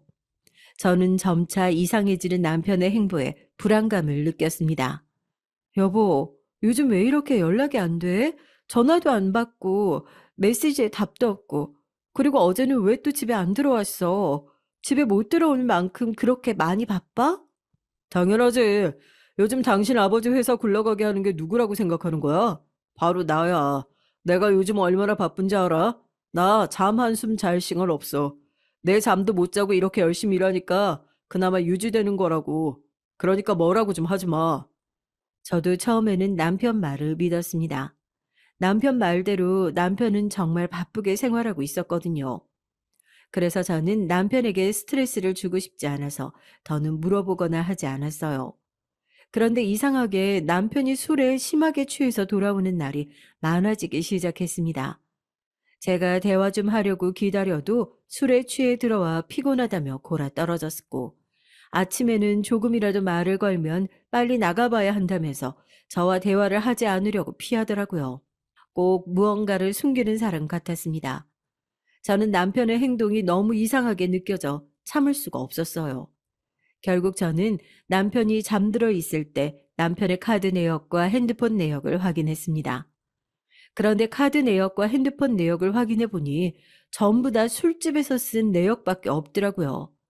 게다가 며칠 전 남편이 자기 입으로 야근 때문에 집에 못 들어간다고 하던 시간대에 술집 내역이 찍혀 있었습니다. 사실 그동안 남편은 제게 회사 일이 바빠 집에 못 들어온다고 거짓말을 하고 있던 거였어요. 저는 거짓말한 남편에게 화가 나 다음날 아침 남편에게 따져 물었습니다. 여보, 그동안 왜 나한테 거짓말했어? 그동안 야근했다며. 그런데 왜 야근했다는 시간에 이렇게 술집 내역이 찍혀 있어? 여보는 술집 가서 술 마시는 게 일하는 거야? 아, 진짜. 야, 너 내 핸드폰 훔쳐봤냐? 누구 맘대로 남의 핸드폰을 훔쳐보냐고. 그리고 나 일한 거 맞아. 넌 밖에서 일하지 않아서 잘 모르나 본데 원래 다른 거래처 사람들 접대할 때는 술집 가는 게 맞아. 뭘 알지도 못하면서 어디다 대고 누굴 거짓말쟁이로 몰아. 내가 뭘 모르는데. 나도 회사 다녔던 사람이야. 그리고 이 내역들이 다 거래처 사람들 접대면 이 낮 시간대는 뭔데? 내가 거래처 접대에 대해서 아무것도 모를 거라 생각해? 누가 대낮부터 술집에서 접대를 해? 그깟 술집 좀 다녔다고 호들갑은. 너같이 집구석에서 문객이나 할 줄 아는 여자가 거래처 접대에 대해서 알긴 뭘 알아? 밖에서 내가 얼마나 뼈 빠지게 일하는지도 모르면서. 그리고 네가 회사 다녀봤다 해도 너랑 나랑 같은 줄 알아? 착각하지 마. 남자랑 여자는 사는 세계가 달라. 남자는 남자만의 세상이 따로 있고 진짜 세상 물정 하나 모르는 무식한 여편네가 주둥이만 살아서는. 아, 됐고 나 일 나가야 돼. 오늘도 집에 못 들어오니까 나 기다리지 마. 어디가 여보? 우리 얘기 아직 안 끝났어. 여보! 그날 남편은 제 말을 무시하고는 출근한다고 나가버렸습니다. 저는 빈집에 홀로 오독하니 서서 허망함을 느꼈죠. 아버지께서 식물인간이 되기 전에 남편은 언제나 제 말에 항상 귀 기울여 주던 사람이었어요. 그런데 어느 순간부터 사람이 완전 달라졌더군요. 제가 알던 그 사람이 맞나 의구심이 들기도 하고 아니면 원래 저런 성격의 사람이었나 생각이 들기도 했습니다. 그렇게 남편과 냉전 아닌 냉전을 보내던 어느 날 전화가 왔어요. 바로 병원이었죠. 저는 혹시나 아버지의 병세가 악화되는 건가 싶어서 덜덜 떨리는 손으로 전화를 받았는데 듣고 보니 전혀 다른 의미로 놀라운 얘기였습니다. 안녕하세요. 땡땡병원입니다. 김동식 씨 보호자가 김민아 씨 맞으신가요? 다름이 아니라 김동식 환자분의 병원비 체납 때문에 연락드렸어요. 네? 병원비가 체납되었다고요? 그럴 리가 없는데요. 제가 확인하고 다시 연락드릴게요. 병원에서 온 전화를 받고 저는 정말 놀랐습니다. 아버지의 병원비는 제가 아버지께 받아 맡고 있던 통장에서 자동으로 이체되도록 해놨었거든요. 그리고 아버지가 주신 통장에는 약 3년간 병원비를 내고도 무리가 없을 정도의 돈이 들어 있었고요. 그런데 아버지의 병원비가 체납되었다니요. 저는 아버지가 식물인간이 된 지 1년도 채 되지 않았는데 병원비가 체납되었다는 게 너무 이상했습니다.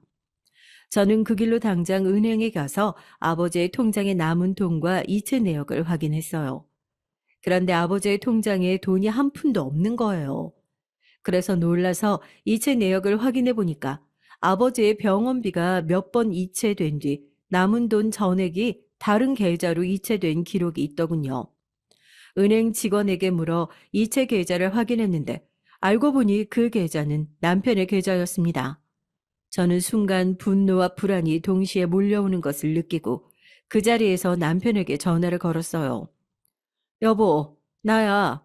있잖아. 오늘 병원에서 연락이 왔어. 우리 아빠 병원비 체납됐다고 하더라? 혹시 이 부분에 대해서 나한테 뭐 할 말 없어? 내가 무슨 할 말이 있어?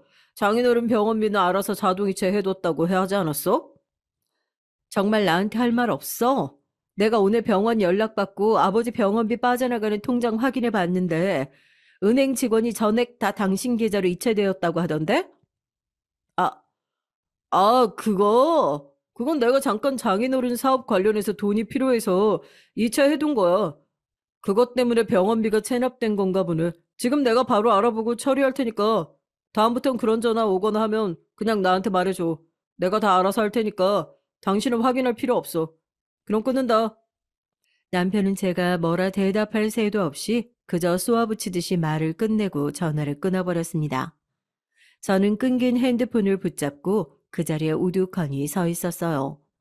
남편의 말을 들으니 이상하리만큼 두렵고 평소와는 확연히 다른 불길함이 느껴졌습니다. 무언가 단단히 잘못되어 가고 있다는 느낌이었죠. 집에 돌아와서도 불안함은 사그라들지 않았습니다. 아무래도 남편이 아버지의 재산을 가지고 무언가 장난질을 하는 게 아닌가 생각이 들었어요. 그래서 저는 남편에게 말하지 않고 아버지의 변호사분을 만나러 갔습니다. 그리고 아버지께서 갖고 계신 재산에 대한 모든 서류를 확인했죠. 그런데 서류들을 확인한 저는 순간 말도 못할 정도로 놀라고 말았어요. 아버지의 모든 재산 명의가 남편의 명의로 바뀌어 있었던 거예요. 저는 잘못 본 줄 알고 몇 번이나 확인했는데 건물이며 땅까지 전부 다 남편 명의로 바뀌어 있었습니다. 변호사님, 이게 어떻게 된 거예요? 왜 우리 아빠 재산이 다 남편 명의로 바뀌어 있어요? 얼마 전부터 남편분께서 적법한 서류를 가지고 오셔서 명의 이전 신청을 진행해 달라고 하셔서 그대로 이전해 드렸습니다. 뭔가 잘못됐나요? 적법한 서류요? 그럴 리가요. 우리 아빠가 지금 식물인간 상태로 누워 계시는데 어떻게 적법한 서류가 있을 수 있어요? 식물인간인 사람이 어떻게 이런 서류에 사인을 하냐고요. 이 서류들 모두 가짜예요. 저도 소식을 들어 알고 있었습니다만 남편분께서 이 서류들은 전부 아버님께서 사고 전에 사인하신 거라고 하셨어요. 그래서 저도 믿고 일을 진행했던 거고요. 그리고 그렇게 말씀하셔도 이건 이미 다 완료된 일이라 지금 당장 제가 어떻게 해드릴 수 있는 게 없습니다. 우리 아빠가 서류에 이렇게 사인을 하셨을 리가 없어요. 제가 남편이랑 얘기하고 올게요. 이건 말도 안 되는 일이에요. 평소 아버지가 어떤 성격이신지 잘 알고 있던 저는 한눈에 남편이 진짜라고 변호사분께 드린 서류가 가짜인 걸 알 수 있었습니다. 어떻게 이런 일이 있을 수 있나요? 남편은 아버지가 누워 계시는 동안 뒤에서 이렇게 서류 조작을 하고 있었던 겁니다. 남편이 서류를 조작해 아버지의 재산을 전부 빼돌린 것을 알게 된 저는 당장에 남편을 찾아가기로 했어요. 그런데 남편의 회사에 찾아가니 또 다른 놀라운 일이 저를 기다리고 있더군요. 알고 보니 남편은 회사를 그만둔 지 오래라는 거예요. 그것도 아버지께서 식물인간이 되시고 얼마 지나지 않은 날에 퇴사를 했다고 하더군요. 연이은 충격에 너무 놀란 저는 남편에게 전화를 했습니다. 하지만 당연하게도 남편은 받지 않았어요. 저는 결혼식 때 남편 친구들이나 지인들에게 받은 명함을 찾아서 하나하나 전화를 돌려 혹시 남편의 행방을 아느냐고 물었습니다. 그렇게 한참 전화를 돌린 끝에 저는 이른 오후임에도 남편이 술집에 있다는 사실을 알게 됐어요. 저는 당장에 남편이 있다는 술집으로 찾아갔습니다. 그리고 직원들의 만류를 뿌리치며 술집 안에 방 하나하나를 뒤졌죠. 몇 개의 방을 뒤진 끝에 저는 양 옆에 여자들을 끼고 술을 마시는 남편을 찾을 수 있었습니다. 남편은 저와 눈이 마주치고도 아무렇지도 않게 술을 마시고 여자들과 시시닥거리고 웃고 있었어요. 저는 너무 화가 나서 온몸이 벌벌 떨리는 게 느껴졌습니다. 저는 눈 하나 깜짝하지 않는 남편에게 소리를 쳤죠. 당신, 어떻게 나한테 이럴 수가 있어? 혹시 매일 이렇게 술 마시고 놀았던 거야? 도대체 왜 이래? 뭐야, 너 여기는 어떻게 알고 찾아왔어? 와, 진짜 지긋지긋하다. 너 혹시 나 뒤따라온 거야? 야, 남자가 힘들게 일하고 나서 술 좀 마실 수 있지. 그동안 힘들게 일한 남편한테 위로 한마디는 못할 망정? 왜 이러냐고? 그게 지금 당신이 할 소리야? 나 방금 당신 회사 갔다 왔어. 당신 퇴사했다며. 그러면서 뭐? 야근 때문에 집에 못 들어와? 퇴사까지 해놓고 당신이 무슨 일을 해? 그래놓고 대낮부터 여자까지 끼고 술을. 진짜 당신이 사람이야? 서류 조작해서 우리 아빠 재산 명의 전부 당신 앞으로 바꿔놓고. 그것도 다 확인한 거냐? 질린다 질려. 그거 의부증이다 너. 남편이 뭐 하는지 일일이 다 확인하고 다니는 그거 의부증이라고. 그리고 내가 알아서 싹 다 관리하고 있으니까 신경 쓸 필요 없다고 했는데 뭘 확인을 해? 내 말에 대답이나 해. 왜 우리 아빠 재산 명의가 전부 당신 명의로 바뀌어 있냐고. 설마 당신 우리 아빠가 지금 식물인간 됐다고 재산 빼돌린 거야? 그래. 이왕 이렇게 된 거 이제 숨길 필요도 없겠네. 그래, 내가 네 아버지 재산 내매기로 바꿨다. 어차피 넌 관리할 능력도 없는데 그럼 그대로 날리는 걸 두고만 보라고? 차라리 내가 가지는 걸 네 아버지도 바라고 계실 거야. 그러니까 관리도 나한테 맡기신 게 아니겠어? 내가 일을 그만둔 건 다 장인어른과 널 위해서 한 일이야. 알겠어? 뭘 알지도 못하면서 어디서 큰 소리를 쳐? 남편은 그렇게 이죽이며 다시 옆에 있는 여자들과 웃고 떠들면서 술을 마셨습니다. 물론 아버지께서 남편에게 사업체를 관리해보라고 몇 개 맡기신 건 사실이에요. 하지만 그건 어디까지나 남편이 먼저 아버지를 돕겠다고 말해서 아버지께서 맡기신 거였지. 이렇게 모든 재산을 당신께서 남편에게 주시겠다고 하신 건 아니었어요. 저로서는 남편의 말이 가식적이고 괘씸하기 그지없었습니다. 당신, 이러고도 내가 그냥 넘어갈 줄 알아? 우리 아빠가 얼마나 힘들게 일구신 사업인데 당신 같은 사람이 뺏어가게 둘 줄 알고? 야, 네가 뭘 할 수 있는데 이거나 마시고 집에 가서 발 닦고 잠이나 자. 저거, 당신 지금 뭐 하는 짓이야? 세상 물정 모르는 여자 정신 차리라고 술 좀 끼얹어 줬다. 왜? 당신은 집에 가서 살림이나 하고 있어. 여자면 여자답게 꾸미기라도 할 것이지. 그 병간호 좀 한답시고 화장도 안 하고 옷은 또 후줄근해서는 아유 정신 좀 차려 이 여자야. 남편은 제게 얼음처럼 차가운 술을 끼얹었고 저를 비웃었어요. 저는 너무 충격을 받았습니다. 양 옆에 여자를 끼고 앉은 남편이 저를 비웃는 웃음소리가 머릿속에서 사라지질 않았습니다. 술집에서 뛰쳐나온 제 머릿속에선 저를 배신하고 비웃던 남편의 모습과 과거 화장을 안 한 저도 사랑스럽고 예쁘다고 말해준 모습이 머릿속에서 교차했어요. 그간 알고 있던 남편과 지금의 남편 중 어느 쪽이 진짜 남편의 모습일지 알 수가 없더군요. 하지만 옷에 배인 술 냄새를 맡자 저를 비웃던 남편의 모습이 진짜 남편의 모습이라는 것을 곧 알 수 있었습니다. 저는 집으로 돌아가 밤새 울었어요. 아버지께서 식물인간 판정을 받으시던 그날처럼요. 아침이 되자 저는 아버지가 너무 보고 싶었습니다. 지금 이 순간에 아버지가 계셨다면 어떻게 하셨을까 생각이 들었죠. 정신 차리고 보니 제가 아버지가 계신 병원 입구로 걸어 들어가고 있더군요. 저는 힘없이 누워 계신 아버지 옆에 앉아서 아버지에게 남편의 만행을 다 말했습니다. 아버지가 듣고 계실 리 없었지만 그렇게라도 말하지 않으면 속이 터져 기절할 것 같았어요. 그렇게 한참을 울고 있었는데 갑자기 병실 문이 벌컥 열리고 남편이 들어왔습니다. 남편은 짜증난다는 표정으로 제게 말했어요. 여기 있었냐? 한참 찾았네. 넌 그냥 집에나 있을 것이지 왜 이렇게 돌아다녀? 어쨌든 자, 이거. 남편은 누워 계신 제 아버지 몸 위에 서류 봉투 하나를 던졌습니다. 너무 무례한 태도에 화가 난 것도 잠시 저는 봉투 안을 확인해 보고 숨이 멎는 것 같았어요. 봉투 안에 들어있던 것은 바로 이혼 서류였습니다. 남편이 써야 할 부분과 제가 써야 할 부분이 나란히 채워져 있더군요. 제 사인과 도장만 찍으면 바로 법원에 낼 수 있게 말이죠. 저는 치가 떨린다는 게 어떤 느낌인지 알 수 있었습니다. 너무 분노가 치밀어 저는 덜덜 떨리는 목소리로 남편에게 물었습니다. 이게 뭐야? 이혼 서류? 지금 나랑 이혼하자는 거야? 맞아. 더는 너랑 결혼 생활을 유지할 이유가 없잖아.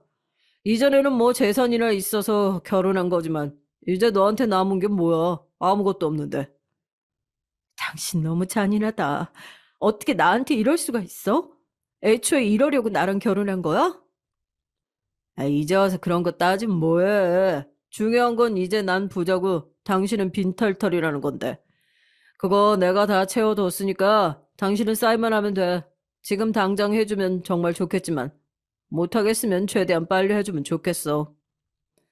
남편은 자신의 할 말만 하고 병실 밖으로 나가더라고요. 저는 의자를 박차고 달려나가 병실 밖으로 나간 남편의 멱살을 잡으며 소리쳤습니다. 우리 아빠가 너한테 어떻게 했는데 이럴 수가 있어? 그러고도 네가 사람이니? 넌 도둑놈이야.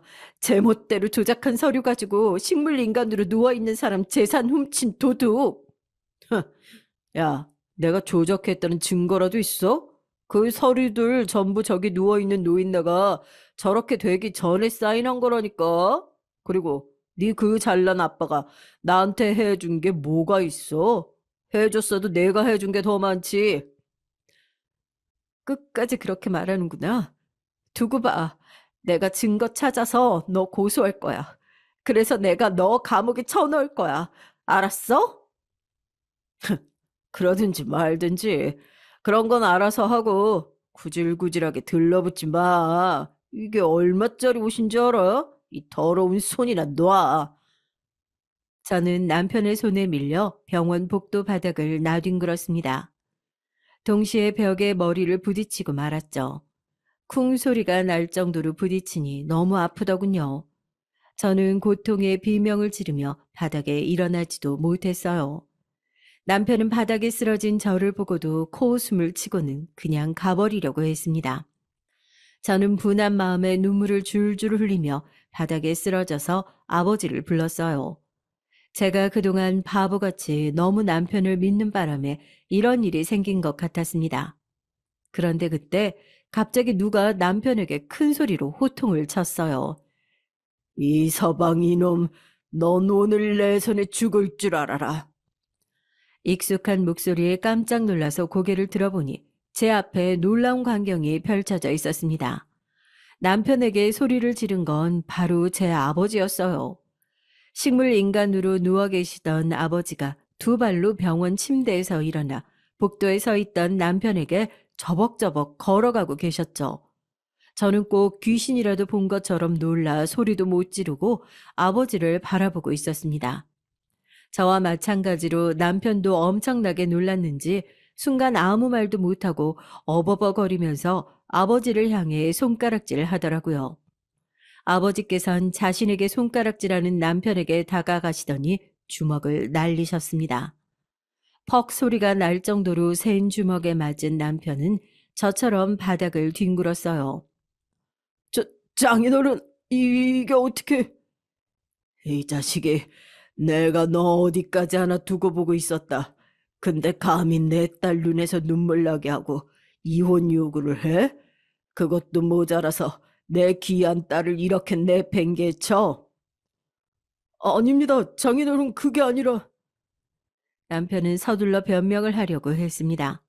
그런데 병원 복도에서 난 소란을 듣고 의사 선생님과 간호사분들이 주변으로 모이시더라고요. 아버지께서는 사람들 앞에서 큰 목소리로 소리를 치셨어요.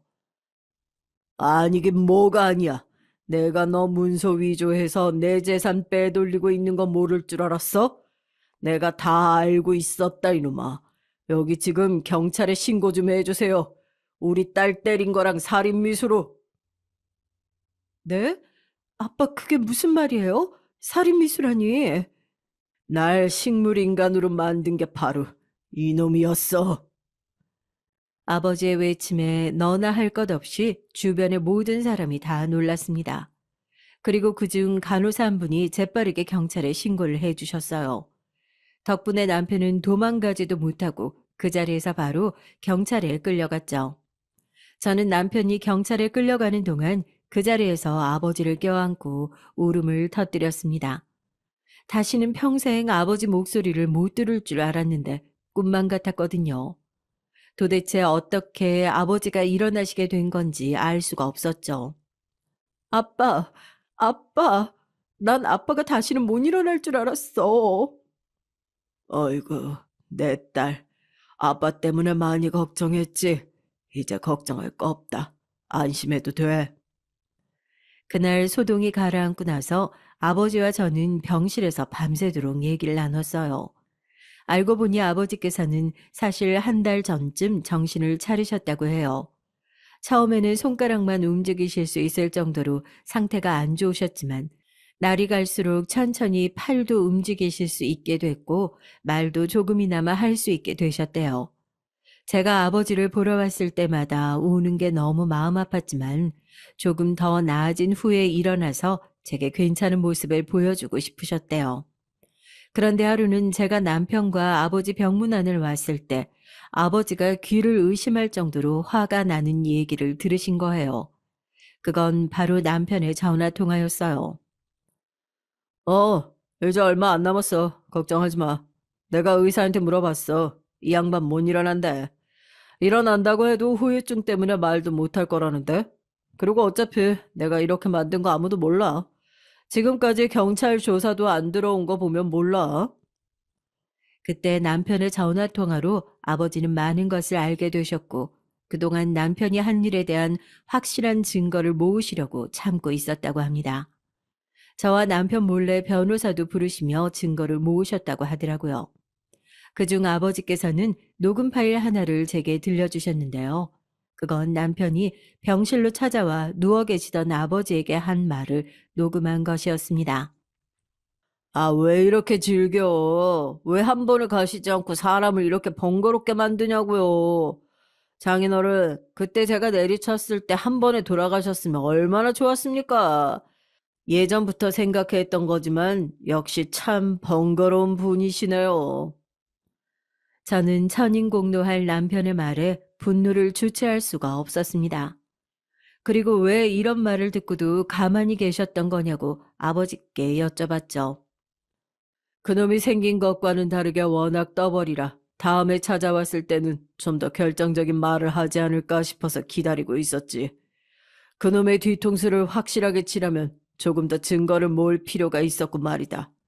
그런데 네게 이혼하자고 말하는 것을 보고 더는 참을 수가 있어야지. 아버지께서는 증거를 더 모으고 싶으셨지만 딸인 제가 남편에게 험한 일을 당하는 것을 보자 더는 참지 못하고 벌떡 일어나신 거라고 하셨어요. 저는 아버지의 말씀에 다시 눈물을 흘렸습니다. 세상에서 믿을 수 있는 사람은 단 한 사람, 오직 아버지뿐이더라고요. 감격한 마음에 눈물을 흘리던 저는 다시 아버지께 말씀드렸어요. 그래도 저한테 말해 주셨어야죠. 제가 얼마나 아빠가 일어나시기를 기다렸는데. 미안하다. 그동안 많이 힘들었지? 내가 정말 우리 딸한테 면목이 없어. 아니에요. 그래도 전 아빠가 이렇게 일어나 주신 것만으로도 얼마나 기쁘고 감사한지 몰라요. 저는 그날 밤새도록 아버지와 대화를 나눴어요. 모든 게 꿈만 같아서 한숨 자고 일어나면 아버지가 다시 누워 계실 것만 같아서 잠을 못 자겠더라고요. 그리고 다음날 아버지는 그동안 모은 증거를 변호사에게 넘겨 남편에 대한 소송을 진행하기로 하셨습니다. 그렇게 며칠이 지나지 않아 남편에 대한 조사가 시작됐는데요. 그 후로 밝혀진 사실에 저는 기절할 정도로 놀라고 말았습니다. 알고 보니 남편은 전과가 있던 사기꾼이었어요. 처음부터 아버지가 재산이 많다는 것을 알고 아버지의 친구분을 통해서 아버지와 제게 접근했던 것이었습니다. 처음부터 저와 결혼해서 아버지의 모든 재산을 가로채려고 했던 거더라고요. 건물이나 주식 관리는 그 모든 계획의 제일 첫 단계였어요. 처음에 아버지에게 신임을 얻어서 경계심을 낮추고 야금야금 아버지의 재산을 자기 손에 들어오게 하려고 그렇게 나섰던 거였죠. 그런데 남편의 생각보다 아버지가 많이 신중하신 성격이라 남편의 계획대로 잘 진행이 안 되었나 봐요. 그래서 남편은 편하게 아버지 재산을 가로채기 위해서 아버지가 퇴근하시는 길에 몰래 잠복해 있다가 CCTV가 없는 곳에서 아버지의 뒤통수를 쇠파이프로 내려쳤던 겁니다. 그런데 아버지께선 돌아가시지 않고 식물인간이 되셨던 거죠. 남편은 또 한 번 계획과 달리 아버지께서 식물인간이 되시자 병원을 찾아올 때마다 담당 의사 선생님에게 아버지가 회복될 가능성이 있는지 집요하게 물어봤대요. 그리고 아버지가 회복될 가능성이 거의 없다는 말을 듣고 문서를 위조해서 일을 벌이기 시작한 거였고요. 저는 남편을 조사했던 경찰에게 이 모든 얘기를 듣고 참을 수 없이 화가 났습니다. 남편은 사람으로 태어나서는 사람이 하면 안 될 짓을 한 쓰레기였어요. 저는 변호사와 상담 끝에 남편을 사문서 위조로 고소했습니다. 그러자 남편도 변호사를 고용해서 자기가 아버지의 재산을 관리해준 대신 대가성으로 아버지의 재산을 양도받은 것이라고 주장했어요. 그리고 병원에서도 오히려 자신이 맞은 것이라고 주장했습니다. 하지만 남편 명의의 통장에는 이미 아버지께서 다달이 남편에게 재산관리 명목으로 비용을 지급한 내역이 찍혀 있었고, 병원 CCTV에도 제가 남편에게 밀려서 나뒹구는 장면이 찍혀 있어서 남편의 주장은 모두 기각됐습니다. 남편의 고소가 진행되는 중에 아버지는 천천히 몸을 회복하셨고, 고소가 끝날 때쯤에는 이전과 비슷한 건강 상태로 돌아오셨어요. 그리고 재판 중에 명의 이전 관련 서류가 위조된 것이라는 결정적인 증거가 발견되어 아버지의 재산도 다시 다 찾아올 수 있었습니다. 남편은 전과 기록이 있었던 터라 집행유예가 아닌 실형을 살도록 판결이 내려져 결국 교도소에 가게 됐습니다. 재판에서 판결이 났을 때 남편은 도저히 결과를 믿을 수 없는 듯 했어요. 그것도 그럴 것이 남편은 그간 갖고 있던 모든 돈을 탈탈 털어서 정말 능력 있는 변호사를 고용했었거든요. 하지만 아버지를 살해하려고 했던 증거가 너무나 명확했고 또 서류를 위조해 재산을 갈취하려고 했던 것도 확실하게 죄가 입증됐기 때문에 아무리 능력 있는 변호사를 고용했어도 결과는 뒤집을 수 없었습니다. 그제야 남편은 자신이 교도소에 가게 되었다는 게 실감이 났던 것 같아요. 남편은 판결이 내려진 뒤에 재판정에서 일어나는 저와 아버지에게 새파랗게 질린 얼굴로 매달리며 한 번만 봐달라고 하더군요. 장인어른 정말 죄송합니다. 제가 잠깐 돈에 눈이 멀었습니다. 건물이며 주식이며 제가 평생 만져보지도 못할 돈이 눈앞에 보이니까 제정신이 아니었던 것 같아요. 이제 다시는 절대 이런 짓 하지 않겠으니 제발 한 번만 용서해 주십시오. 그동안 제가 장인어른께 잘하지 않았습니까? 한 번만 용서해 주시면 진짜 제가 더 잘하겠습니다. 내가 자네에게 내 재산을 다시 맡기느니 차라리 거지에게 전 재산을 적선하겠네. 그리고 자네만 잘했나? 나야말로 자네에게 얼마나 잘해줬었는데 이런 짓을 벌이나? 자네가 관리해주고 신경 써주는 게 고마워서 다달이 관리 명목으로 월급 주고 월급의 몇 배 되는 보너스까지 주지 않았나? 그리고 내 딸한텐 또 어떻게 했고? 나는 내 딸 가슴 아프게 한 자네를 평생 용서하지 않을 거네. 교도소 가서 평생 죄값 다 받아. 아니 장인어른, 여보가 장인어른한테 말씀 좀 해줘. 나 정말 장인어른과 여보를 위해서 노력했던 거 알잖아. 내가 여보 마음 아프게 한 건 미안해. 내가 진짜 나쁜 놈이었어. 하지만 여보, 사랑하는 마음 변함없어. 이혼하자고 했던 것도 진심 아니야. 그냥 그때는 좀 화가 나서 그랬던 것뿐이야. 그러니까 나 한 번만 용서해주라. 제발. 여보라고 부르지도 마라. 난 항상 당신에게 기회를 줬어. 특히 당신을 찾으러 술집에 갔을 때 그때가 내가 당신에게 준 마지막 기회였어. 근데 그 기회 다 차버린 게 누군데 이제 와서 봐달라고 해? 사람이 염치가 없어도 너무 없는 거 아니야? 어디서 들었는데 교도소에 가면 남아도는 게 시간이래. 가서 남아도는 시간에 염치라는 것도 좀 배우고 나와. 뭐 거기서 몸성이 나올 수 있을지 잘 모르겠지만. 잠깐만 여보, 내 말 좀 들어봐. 내가 정말 잘못했다니까. 여보, 장인어른. 저와 아버지는 남편의 말은 듣지 못한 척 그대로 재판정에서 나왔습니다.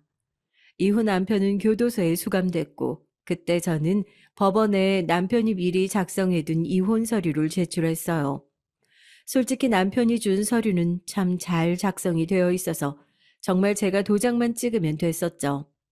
하지만 법적으로 배우자가 교도소에 수감되어 있을 때 협의 이혼을 하려면 교도소에 배우자를 면회하러 가서 수용 증명서라는 것도 받고 이혼 의사도 확인해야 한다더라고요.